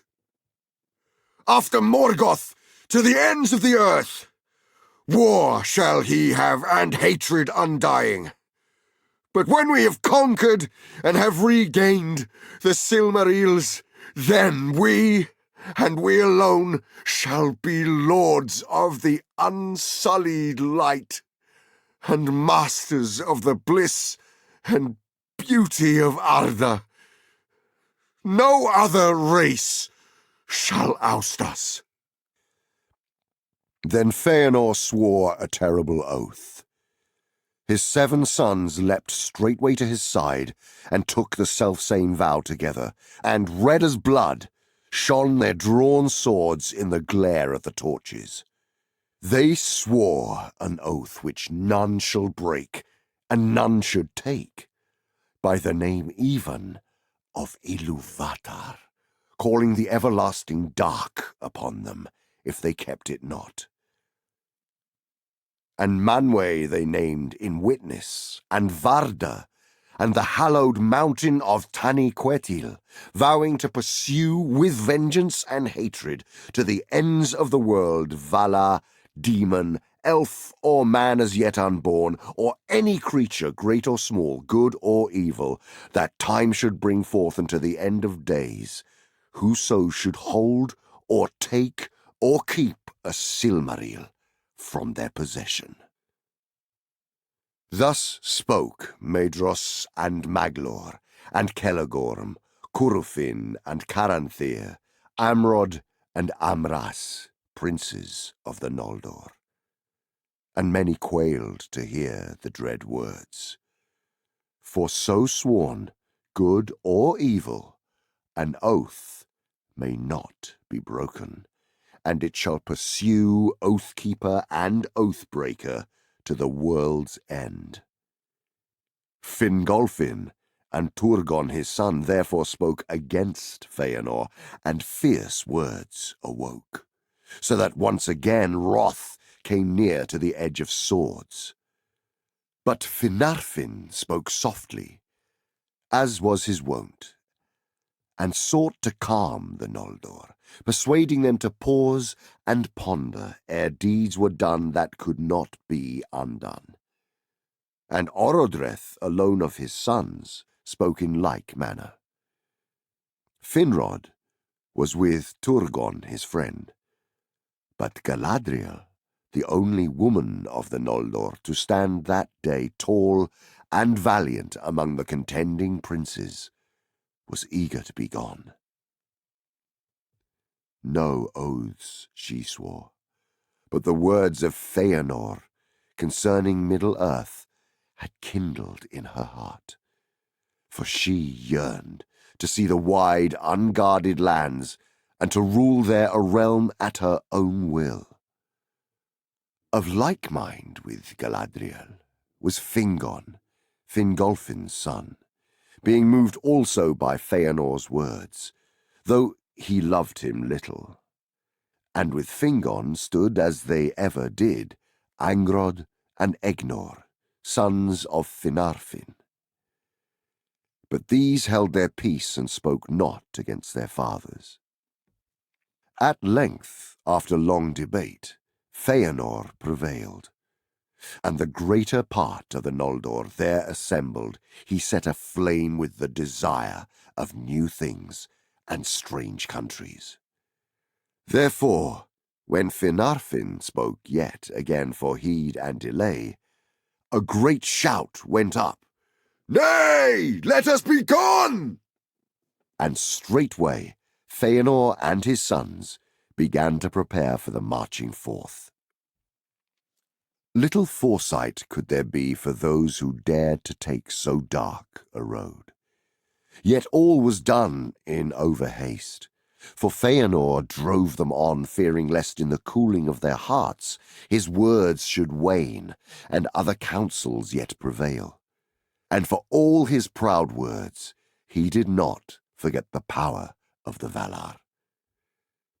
But from Valmar no message came, and Manwë was silent.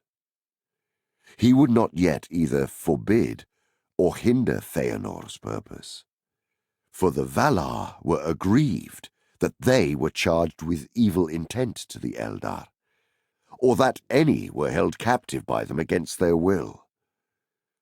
Now they watched and waited, for they did not yet believe that Fëanor could hold the host of the Noldor to his will.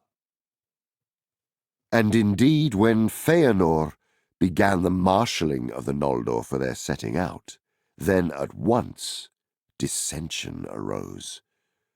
For though he had brought the assembly in a mind to depart, by no means all were of a mind to take Fëanor as king. Greater love was given to Fingolfin and his sons, and his household, and the most part of the dwellers in Tirion refused to renounce him, if he would go with them, and thus, at the last, as two divided hosts, the Noldor set forth upon their bitter road. Fëanor and his following were in the van, but the greater host came behind under Fingolfin. And he marched against his wisdom, because Fingon his son so urged him, and because he would not be sundered from his people that were eager to go, nor leave them to the rash counsels of Fëanor. Nor did he forget his words before the throne of Manwë. With Fingolfin went Finarfin also, and for like reasons, but most loath was he to depart. And of all the Noldor in Valinor, who were grown now to a great people, but one tithe refused to take the road, some for the love that they bore to the Valar, and to Aulë not least, some for the love of Tirion and the many things that they had made, none for fear of peril by the way. But even as the trumpets sang, and Fëanor issued from the gates of Tirion, a messenger came at last from Manwë, saying, "Against the folly of Fëanor shall be set my counsel only. Go not forth, for the hour is evil, and your road leads to sorrow that ye do not foresee. No aid will the Valar lend you in this quest, but neither will they hinder you, For this ye shall know, as ye came hither freely, freely shall ye depart.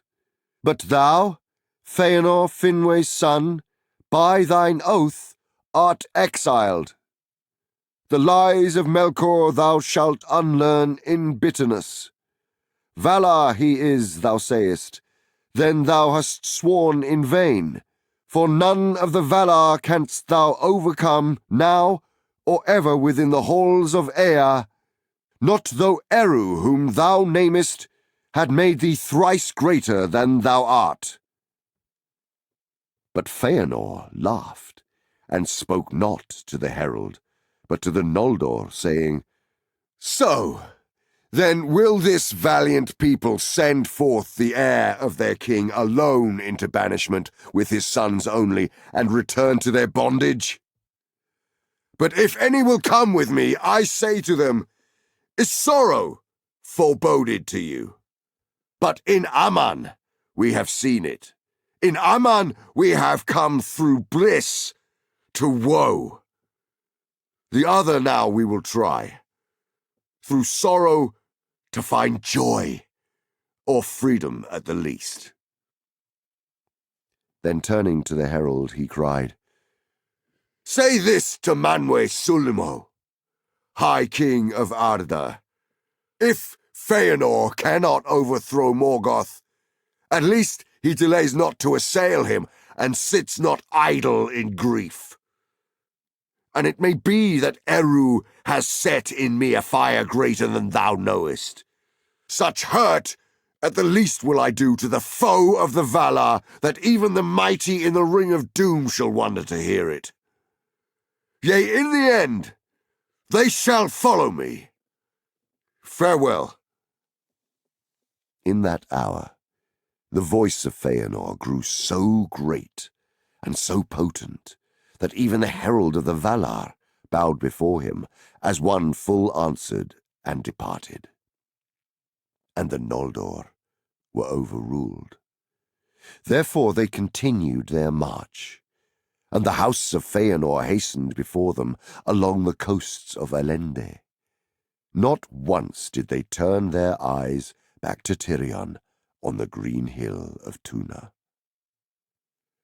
Slower and less eagerly came the host of Fingolfin after them. Of those, Fingon was the foremost, but at the rear went Finarfin and Finrod, and many of the noblest and wisest of the Noldor. And often they looked behind them to see their fair city, until the lamp of the Mindon Eldalië was lost in the night. More than any others of the exiles, they carried thence memories of the bliss they had forsaken, and some, even of the things that they had made there, they took with them, a solace and a burden on the road. Now Fëanor led the Noldor northward, because his first purpose was to follow Morgoth. Moreover, Tuna, beneath Taniquetil, was set nigh to the girdle of Arda, and there the great sea was immeasurably wide, whereas ever northward the sundering seas grew narrower, as the wasteland of Araman and the coasts of Middle-earth drew together.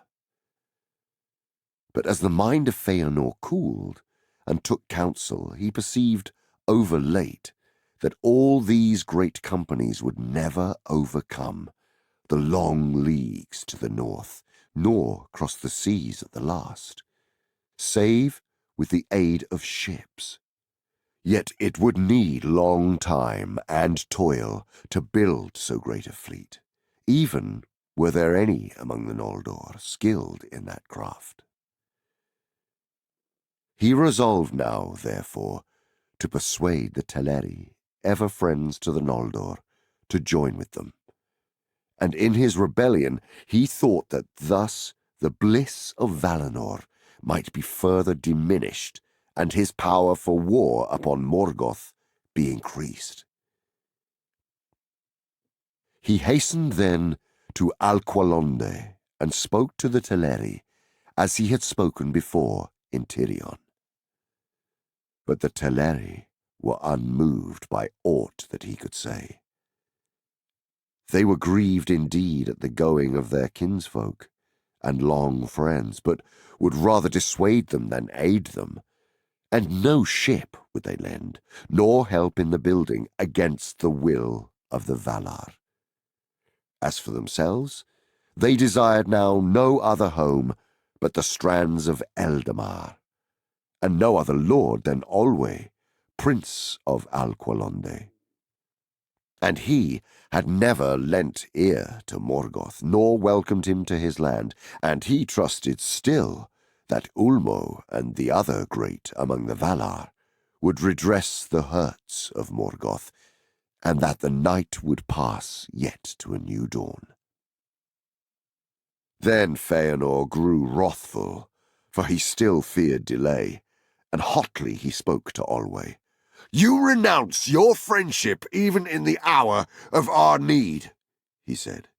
"Yet you were glad indeed to receive our aid when you came at last to these shores, faint-hearted loiterers and well-nigh empty-handed.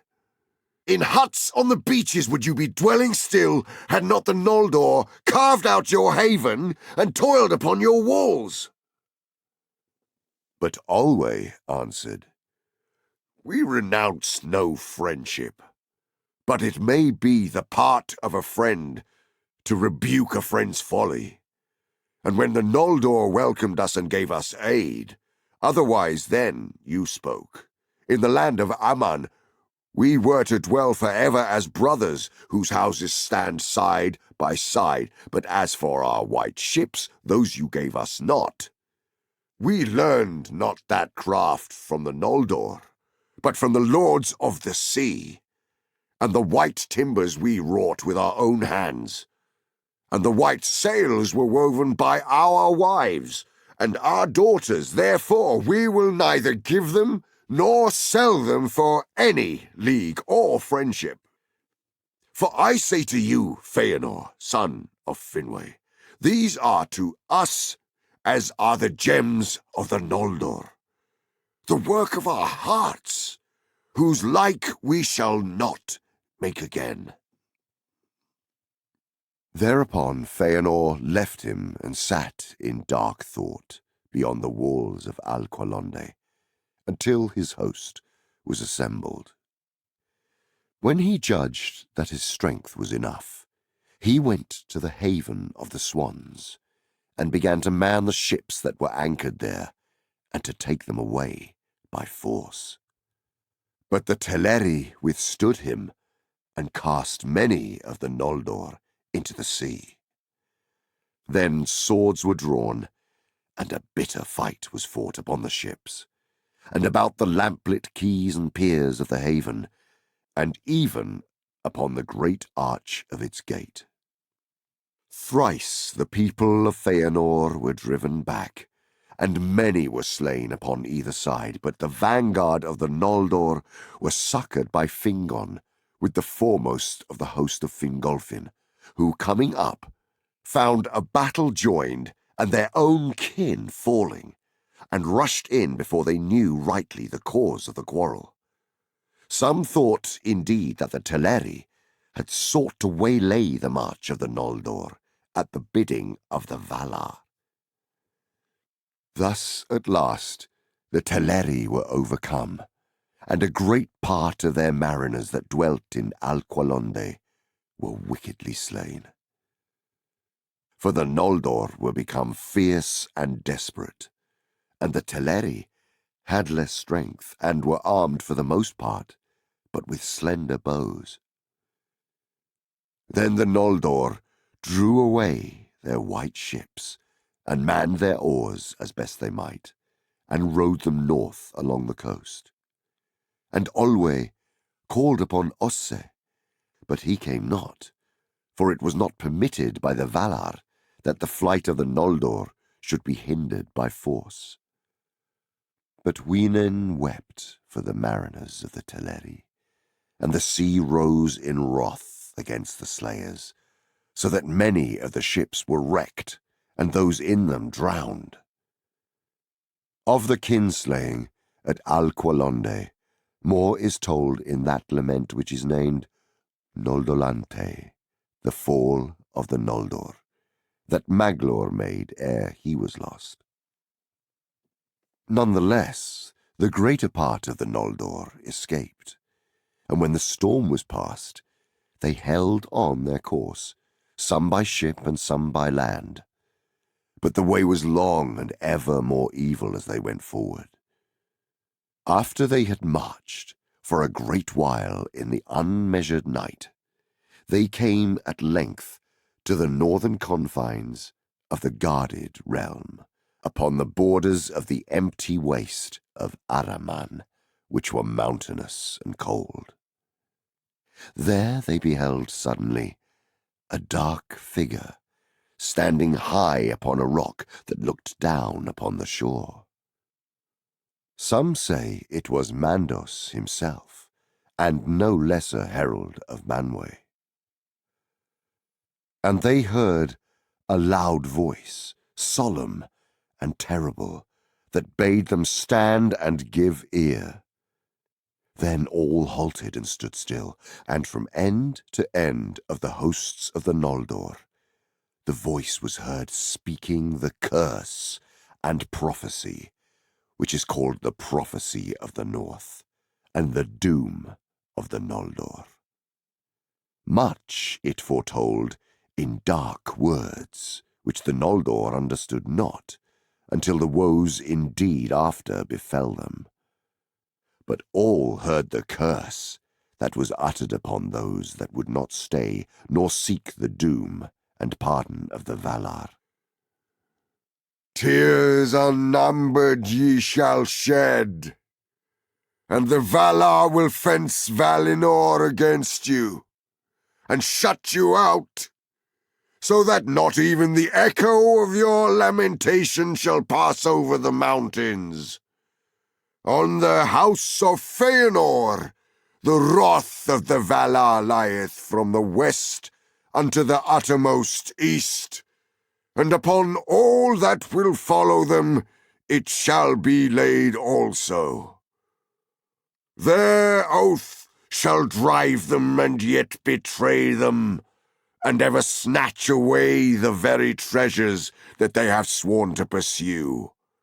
To evil end shall all things turn that they begin well, and by treason of kin unto kin, and the fear of treason shall this come to pass. The dispossessed shall they be forever. Ye have spilled the blood of your kindred unrighteously, and have stained the land of Aman. For blood ye shall render blood, and beyond Aman ye shall dwell in death's shadow. For though Eru appointed to you to die not in Ea, and no sickness may assail you, yet slain ye may be, and slain ye shall be, by weapon and by torment and by grief. And your houseless spirits shall come then to Mandos. There long shall ye abide, and yearn for your bodies, and find little pity, though all whom ye have slain should entreat for you. And those that endure in Middle-earth, and come not to Mandos, shall grow weary of the world as with a great burden, and shall wane and become as shadows of regret before the younger race that cometh after. The Valar have spoken. Then many quailed, but Fëanor hardened his heart and said, We have sworn, and not lightly. This oath we will keep. We are threatened with many evils, and treason not least, but one thing is not said: that we shall suffer from cowardice, from cravens or the fear of cravens. Therefore I say that we will go on, and this doom I add. The deeds that we shall do shall be the matter of song until the last days of Arda."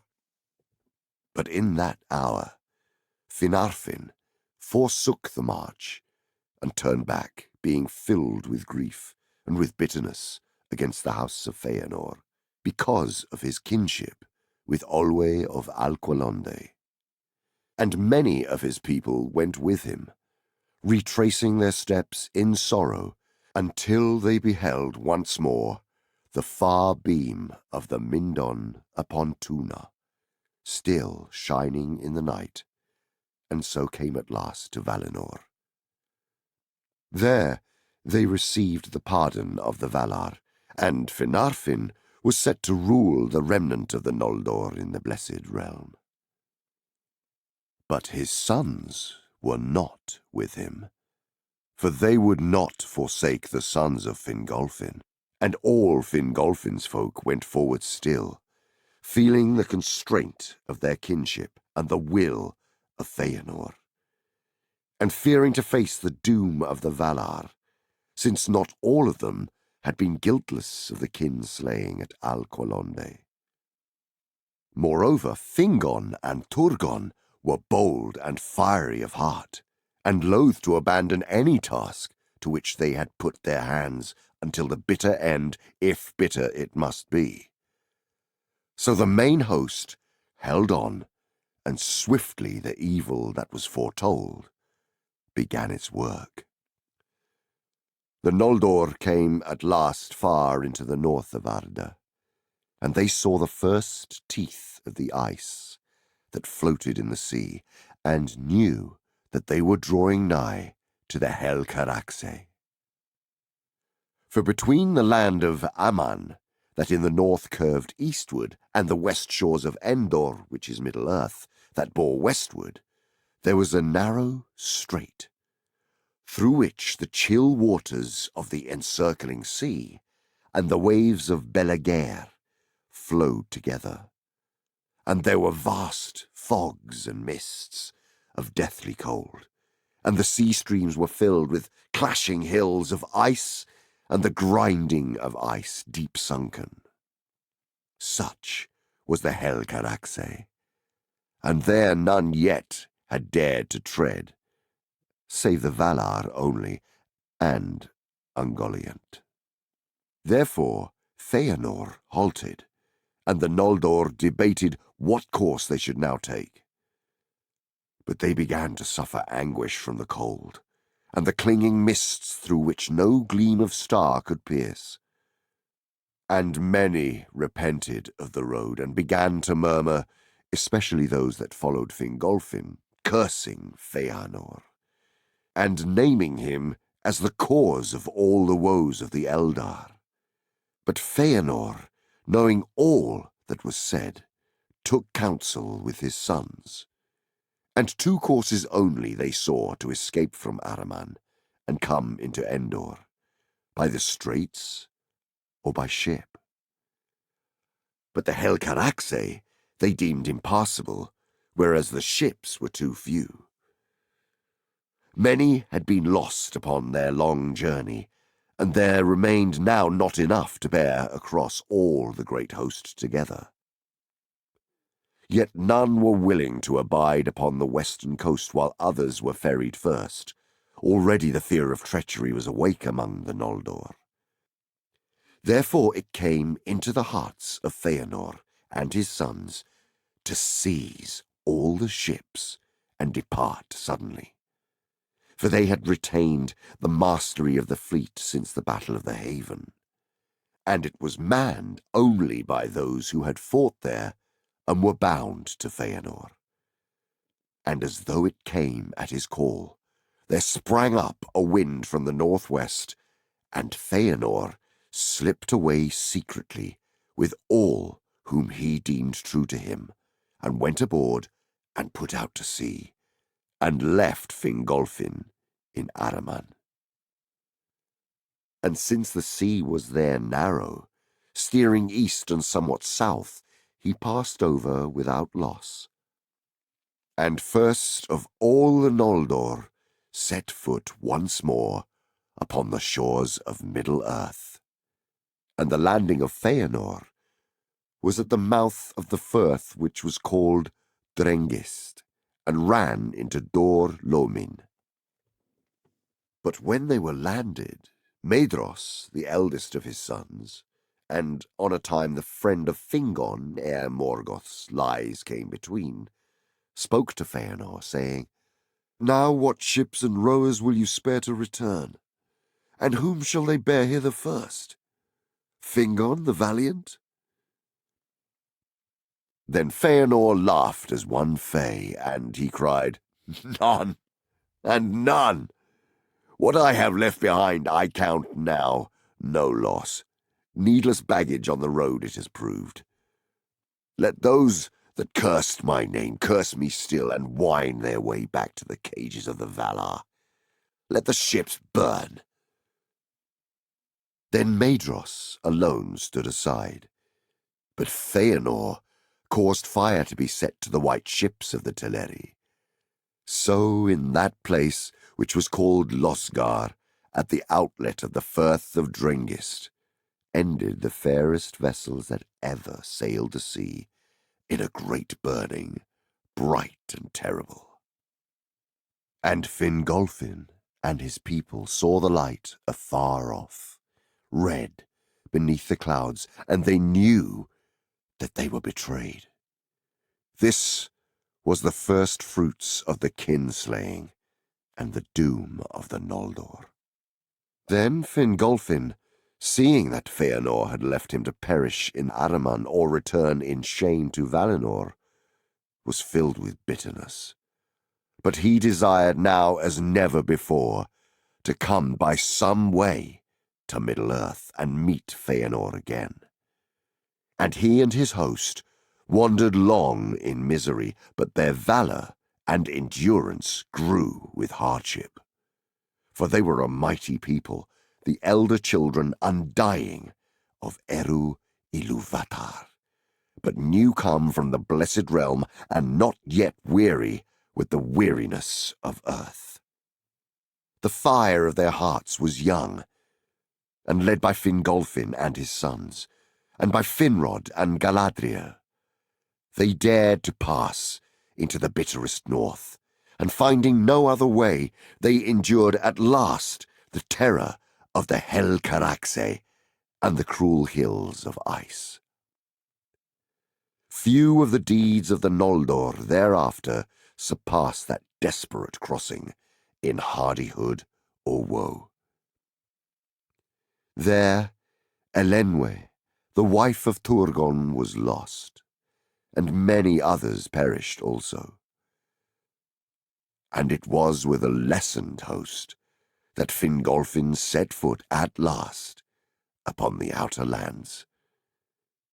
Small love for Fëanor or his sons had those that marched at last behind him, and blew their trumpets in Middle-earth at the first rising of the moon. Chapter 10 of the Sindar.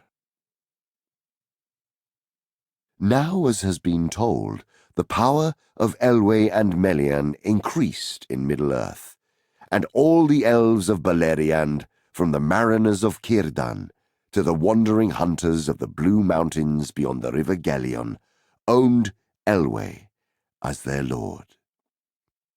Elu Thingol, he was called, King Greymantle in the tongue of his people.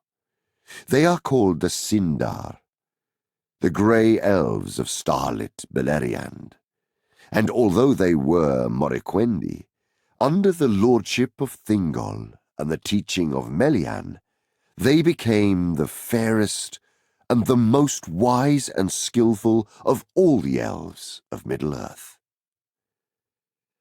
And at the end of the first age of the chaining of Melkor, when all the earth had peace and the glory of Valinor was at its noon, there came into the world Luthien, the only child of Thingol and Melian. though Middle-earth lay for the most part in the sleep of Yavanna. In Beleriand, under the power of Melian, there was life and joy, and the bright stars shone as silver fires. And there in the forest of Neldoreth, Luthien was born. And the white flowers of Nifredil came forth to greet her as stars from the earth. It came to pass, during the second age of the captivity of Melkor, that dwarves came over the blue mountains of Eredluin into Beleriand. Themselves they named Khazad, but the Sindar called them Naugrim, the stunted people, and Gonhirim, masters of stone. Far to the east were the most ancient dwellings of the Naugrim, but they had delved for themselves great halls and mansions after the manner of their kind in the eastern side of Eredluin. And those cities were named in their own tongue, Gabil-Gathol and Tumunzahar. To the north of the great height of Mount Dolmed was Gabil-Gathol, which the Elves interpreted in their tongue Belegost, that is, Miklaberg. And southward was delved Tumunzahar, by the Elves named Nogrod, the Hollow-Bold. Greatest of all the mansions of the dwarves was Khazad-dûm, the Dwarodelf, Hathrodrond in the Elvish tongue, that was afterwards, in the days of its darkness, called Moria. But it was far off in the mountains of mist, beyond the wide leagues of Eriador, and to the Eldar came but as a name and a rumour from the words of the dwarves of the Blue Mountains. From Nogrod and Belegost the Naugrim came forth into Beleriand, and the Elves were filled with amazement, for they had believed themselves to be the only living things in Middle-earth that spoke with words or wrought with hands, and that all others were but birds and beasts. But they could understand no word of the tongue of the Naugrim, which to their ears was cumbrous and unlovely. And few ever of the Eldar have achieved the mastery of it. But the dwarves were swift to learn, and indeed were more willing to learn the Elven tongue than to teach their own to those of alien race. Few of the Eldar went ever to Nogrod and Belegost, save Eol of Nan Elmoth and Maeglin, his son. But the dwarves trafficked into Beleriand, and they made a great road that passed under the shoulders of Mount Dolmed and followed the course of the river Ascar, crossing Gelion at San Athrad, the ford of stones, where battle after befell. Ever cool was the friendship between the Naugrim and the Eldar, though much profit they had one of the other. But at that time, those griefs that lay between them had not yet come to pass, and King Thingol welcomed them. But the Naugrim gave their friendship more readily to the Noldor in after days than to any others of elves and men, because of their love and reverence for Aulë. And the gems of the Noldor they praised above all other wealth. In the darkness of Arda, already the dwarves wrought great works, for even from the first days of their fathers they had marvellous skill with metals and with stone.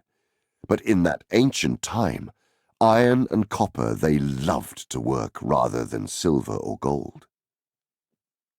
Now Melian had much foresight, after the manner of the Maiar, and when the second age of the captivity of Melkor had passed, she counselled Thingol that the peace of Arda would not last forever. He took thought, therefore, how he should make for himself a kingly dwelling, and a place that should be strong, if evil were to awake again in Middle-earth. And he sought aid and counsel of the dwarves of Belegost. They gave it willingly, for they were unwearied in those days and eager for new works. And though the dwarves ever demanded a price for all that they did, whether with delight or with toil, at this time they held themselves paid. For Melian taught them much that they were eager to learn, and Thingol rewarded them with many fair pearls. These Círdan gave to him, for they were got in great number in the shallow waters about the Isle of Balar. But the Naugrim had not before seen their like, and they held them dear. One there was as great as a dove's egg, and its sheen was as starlight on the foam of the sea. Nymphelos it was named, and the chieftain of the dwarves of Belegost prized it above a mountain of wealth. Therefore the Naugrim laboured long and gladly for Thingol, and devised for him mansions after the fashion of their people, delved deep in the earth. Where the Esgaldwin flowed down, and parted Neldoreth from Region, there rose in the midst of the forest a rocky hill, and the river ran at its feet. There they made the gates of the hall of Thingol, and they built a bridge of stone over the river, by which alone the gates could be entered. Beyond the gates wide passages ran down to high halls and chambers far below that were hewn in the living stone, so many and so great that that dwelling was named Menegroth, the 1,000 Caves. But the elves also had part in that labour, and elves and dwarves together, each with their own skill, there wrought out the visions of Melian, images of the wonder and beauty of Valinor beyond the sea. The pillars of Menegroth were hewn in the likeness of the beeches of Orome, stock, bough, and leaf, and they were lit with lanterns of gold. The nightingales sang there as in the gardens of Lorien, and there were fountains of silver and basins of marble, and floors of many-coloured stones. Carven figures of beasts and birds there ran upon the walls, or climbed upon the pillars, or peered among the branches entwined with many flowers. And as the years passed, Melian and her maidens filled the halls with woven hangings, wherein could be read the deeds of the Valar and many things that had befallen in Arda since its beginning, and shadows of things that were yet to be. That was the fairest dwelling of any king that has ever been east of the sea. And when the building of Menegroth was achieved, and there was peace in the realm of Thingol and Melian, the Naugrim yet came ever and anon over the mountains and went in traffic about the lands. But they went seldom to the Falas, for they hated the sound of the sea and feared to look upon it. To Beleriand there came no other rumour or tidings of the world without.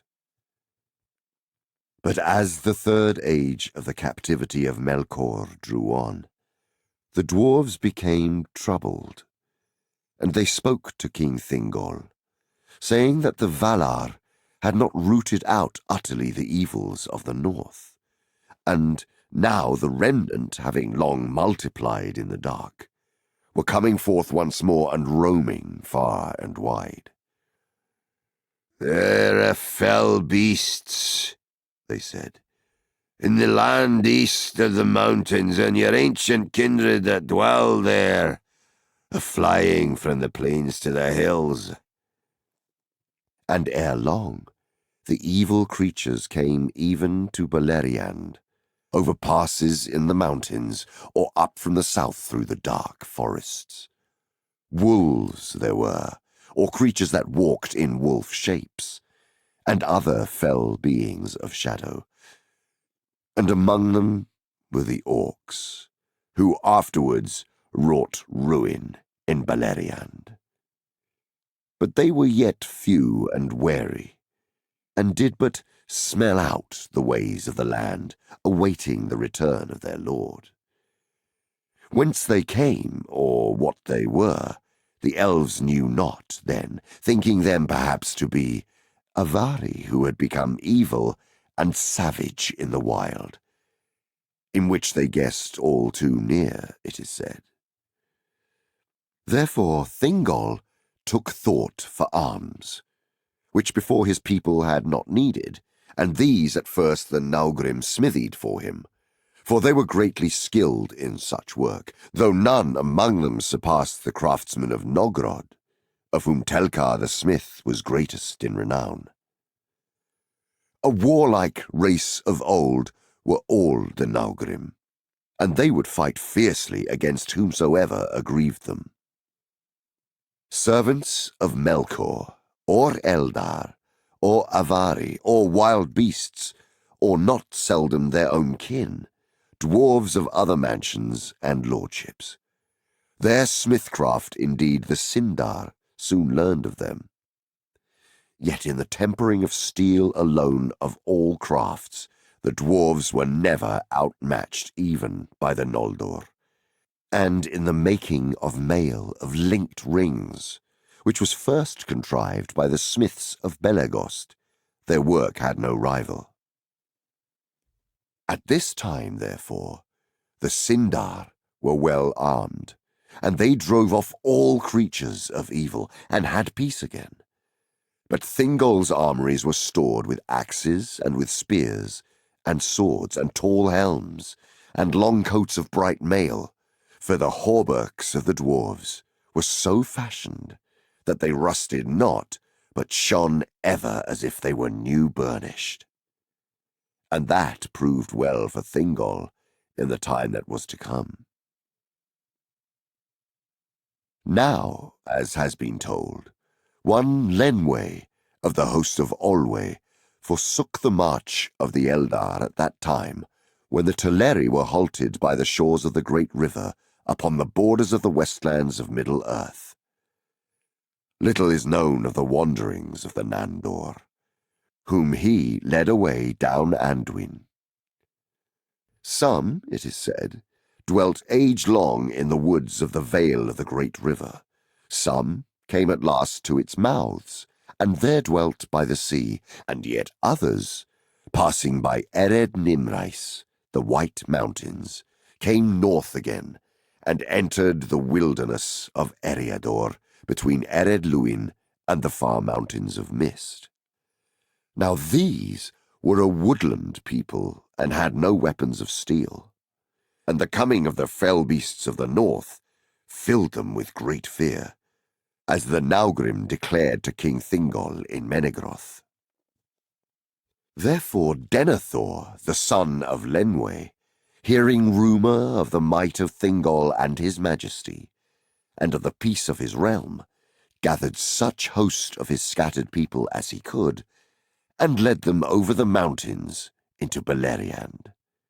There they were welcomed by Thingol, as kin long lost that return, and they dwelt in Osiriand, the land of 7 rivers.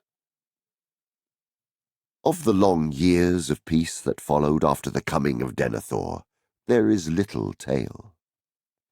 In those days, it is said, Daeron the minstrel, chief lawmaster of the kingdom of Thingol, devised his runes, and the Naugrim that came to Thingol learned them, and were well pleased with the device, esteeming Daeron's skill higher than did the Sindar, his own people. By the Naugrim, the Cirth were taken east over the mountains, and passed into the knowledge of many peoples. But they were little used by the Sindar for the keeping of records until the days of the war. and much that was held in memory perished in the ruins of Doriath. But of bliss and glad life there is little to be said before it ends. As works fair and wonderful while still they endure for eyes to see are their own record, and only when they are in peril or broken forever do they pass into song. In Beleriand, in those days the elves walked and the rivers flowed, and the stars shone and the night flowers gave forth their scents. And the beauty of Melian was as the noon, and the beauty of Luthien was as the dawn in spring.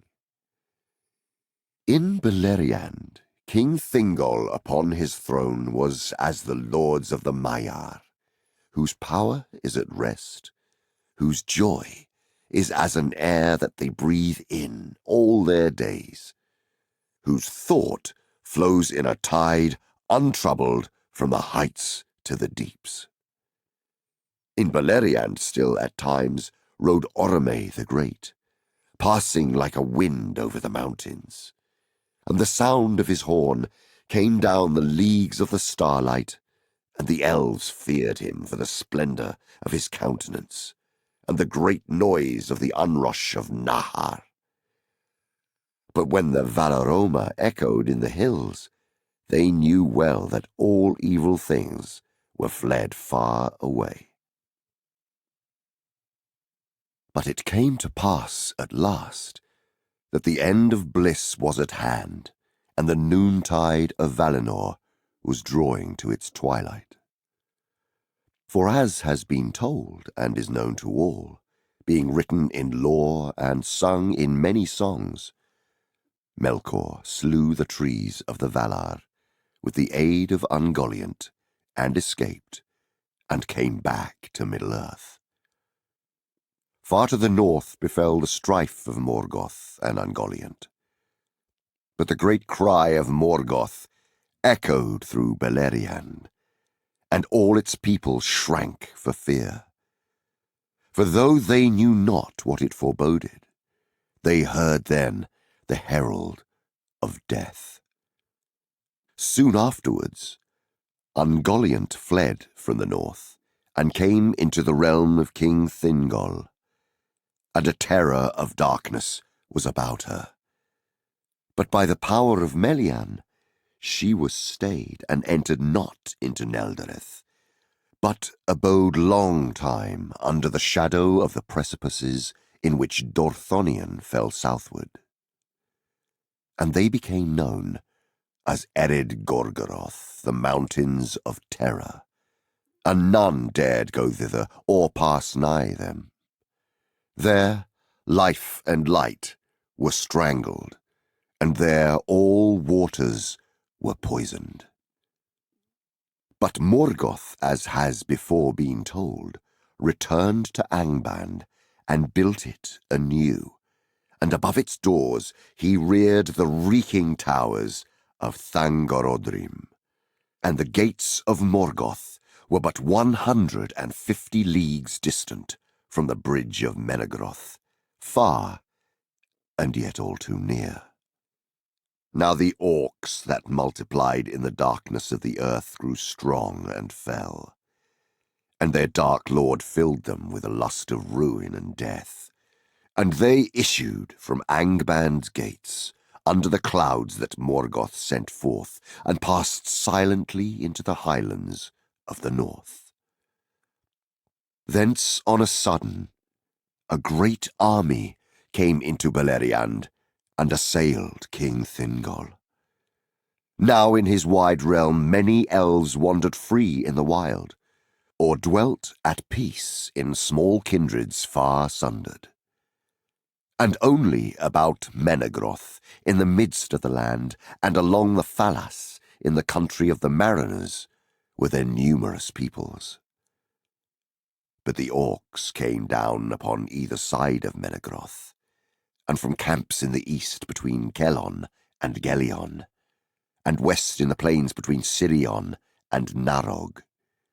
They plundered far and wide. and Thingol was cut off from Círdan at Eglarest.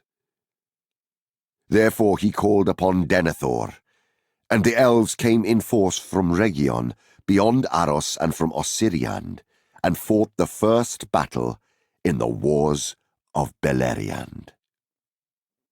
And the eastern host of the Orcs was taken between the armies of the Eldar, north of the Andram, and midway between Aros and Gelion, and there they were utterly defeated. And those that fled north from the great slaughter were waylaid by the axes of the Naugrim that issued from Mount Dolmed.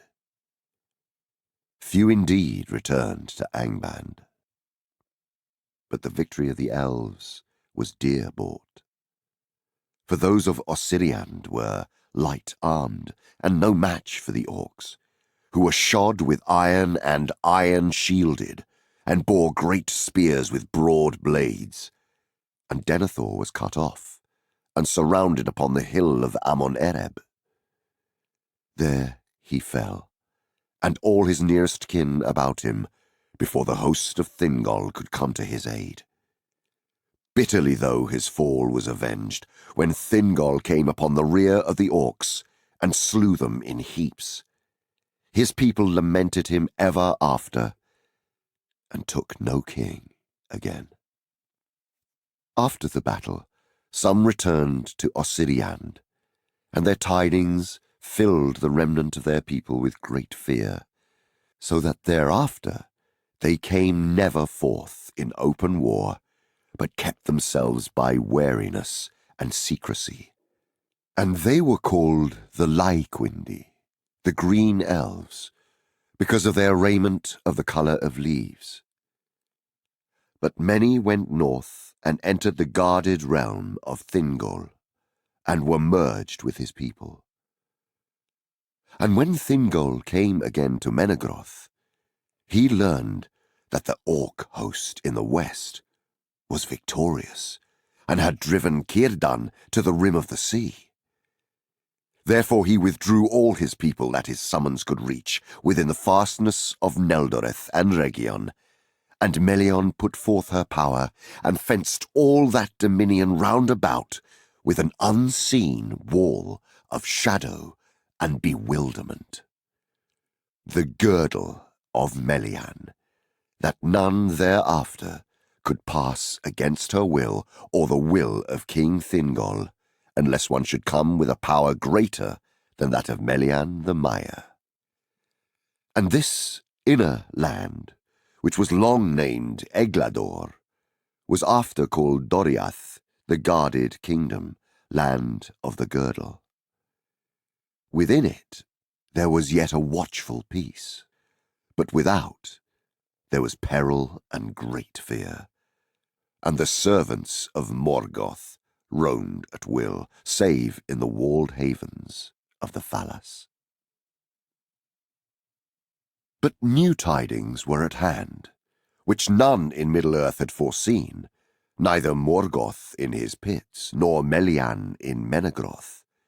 For no news came out of Aman, whether by messenger or by spirit or by vision in dream, after the death of the trees. In this same time, Fëanor came over the sea in the white ships of the Teleri, and landed in the firth of Drengist, and there burnt the ships at Losgar.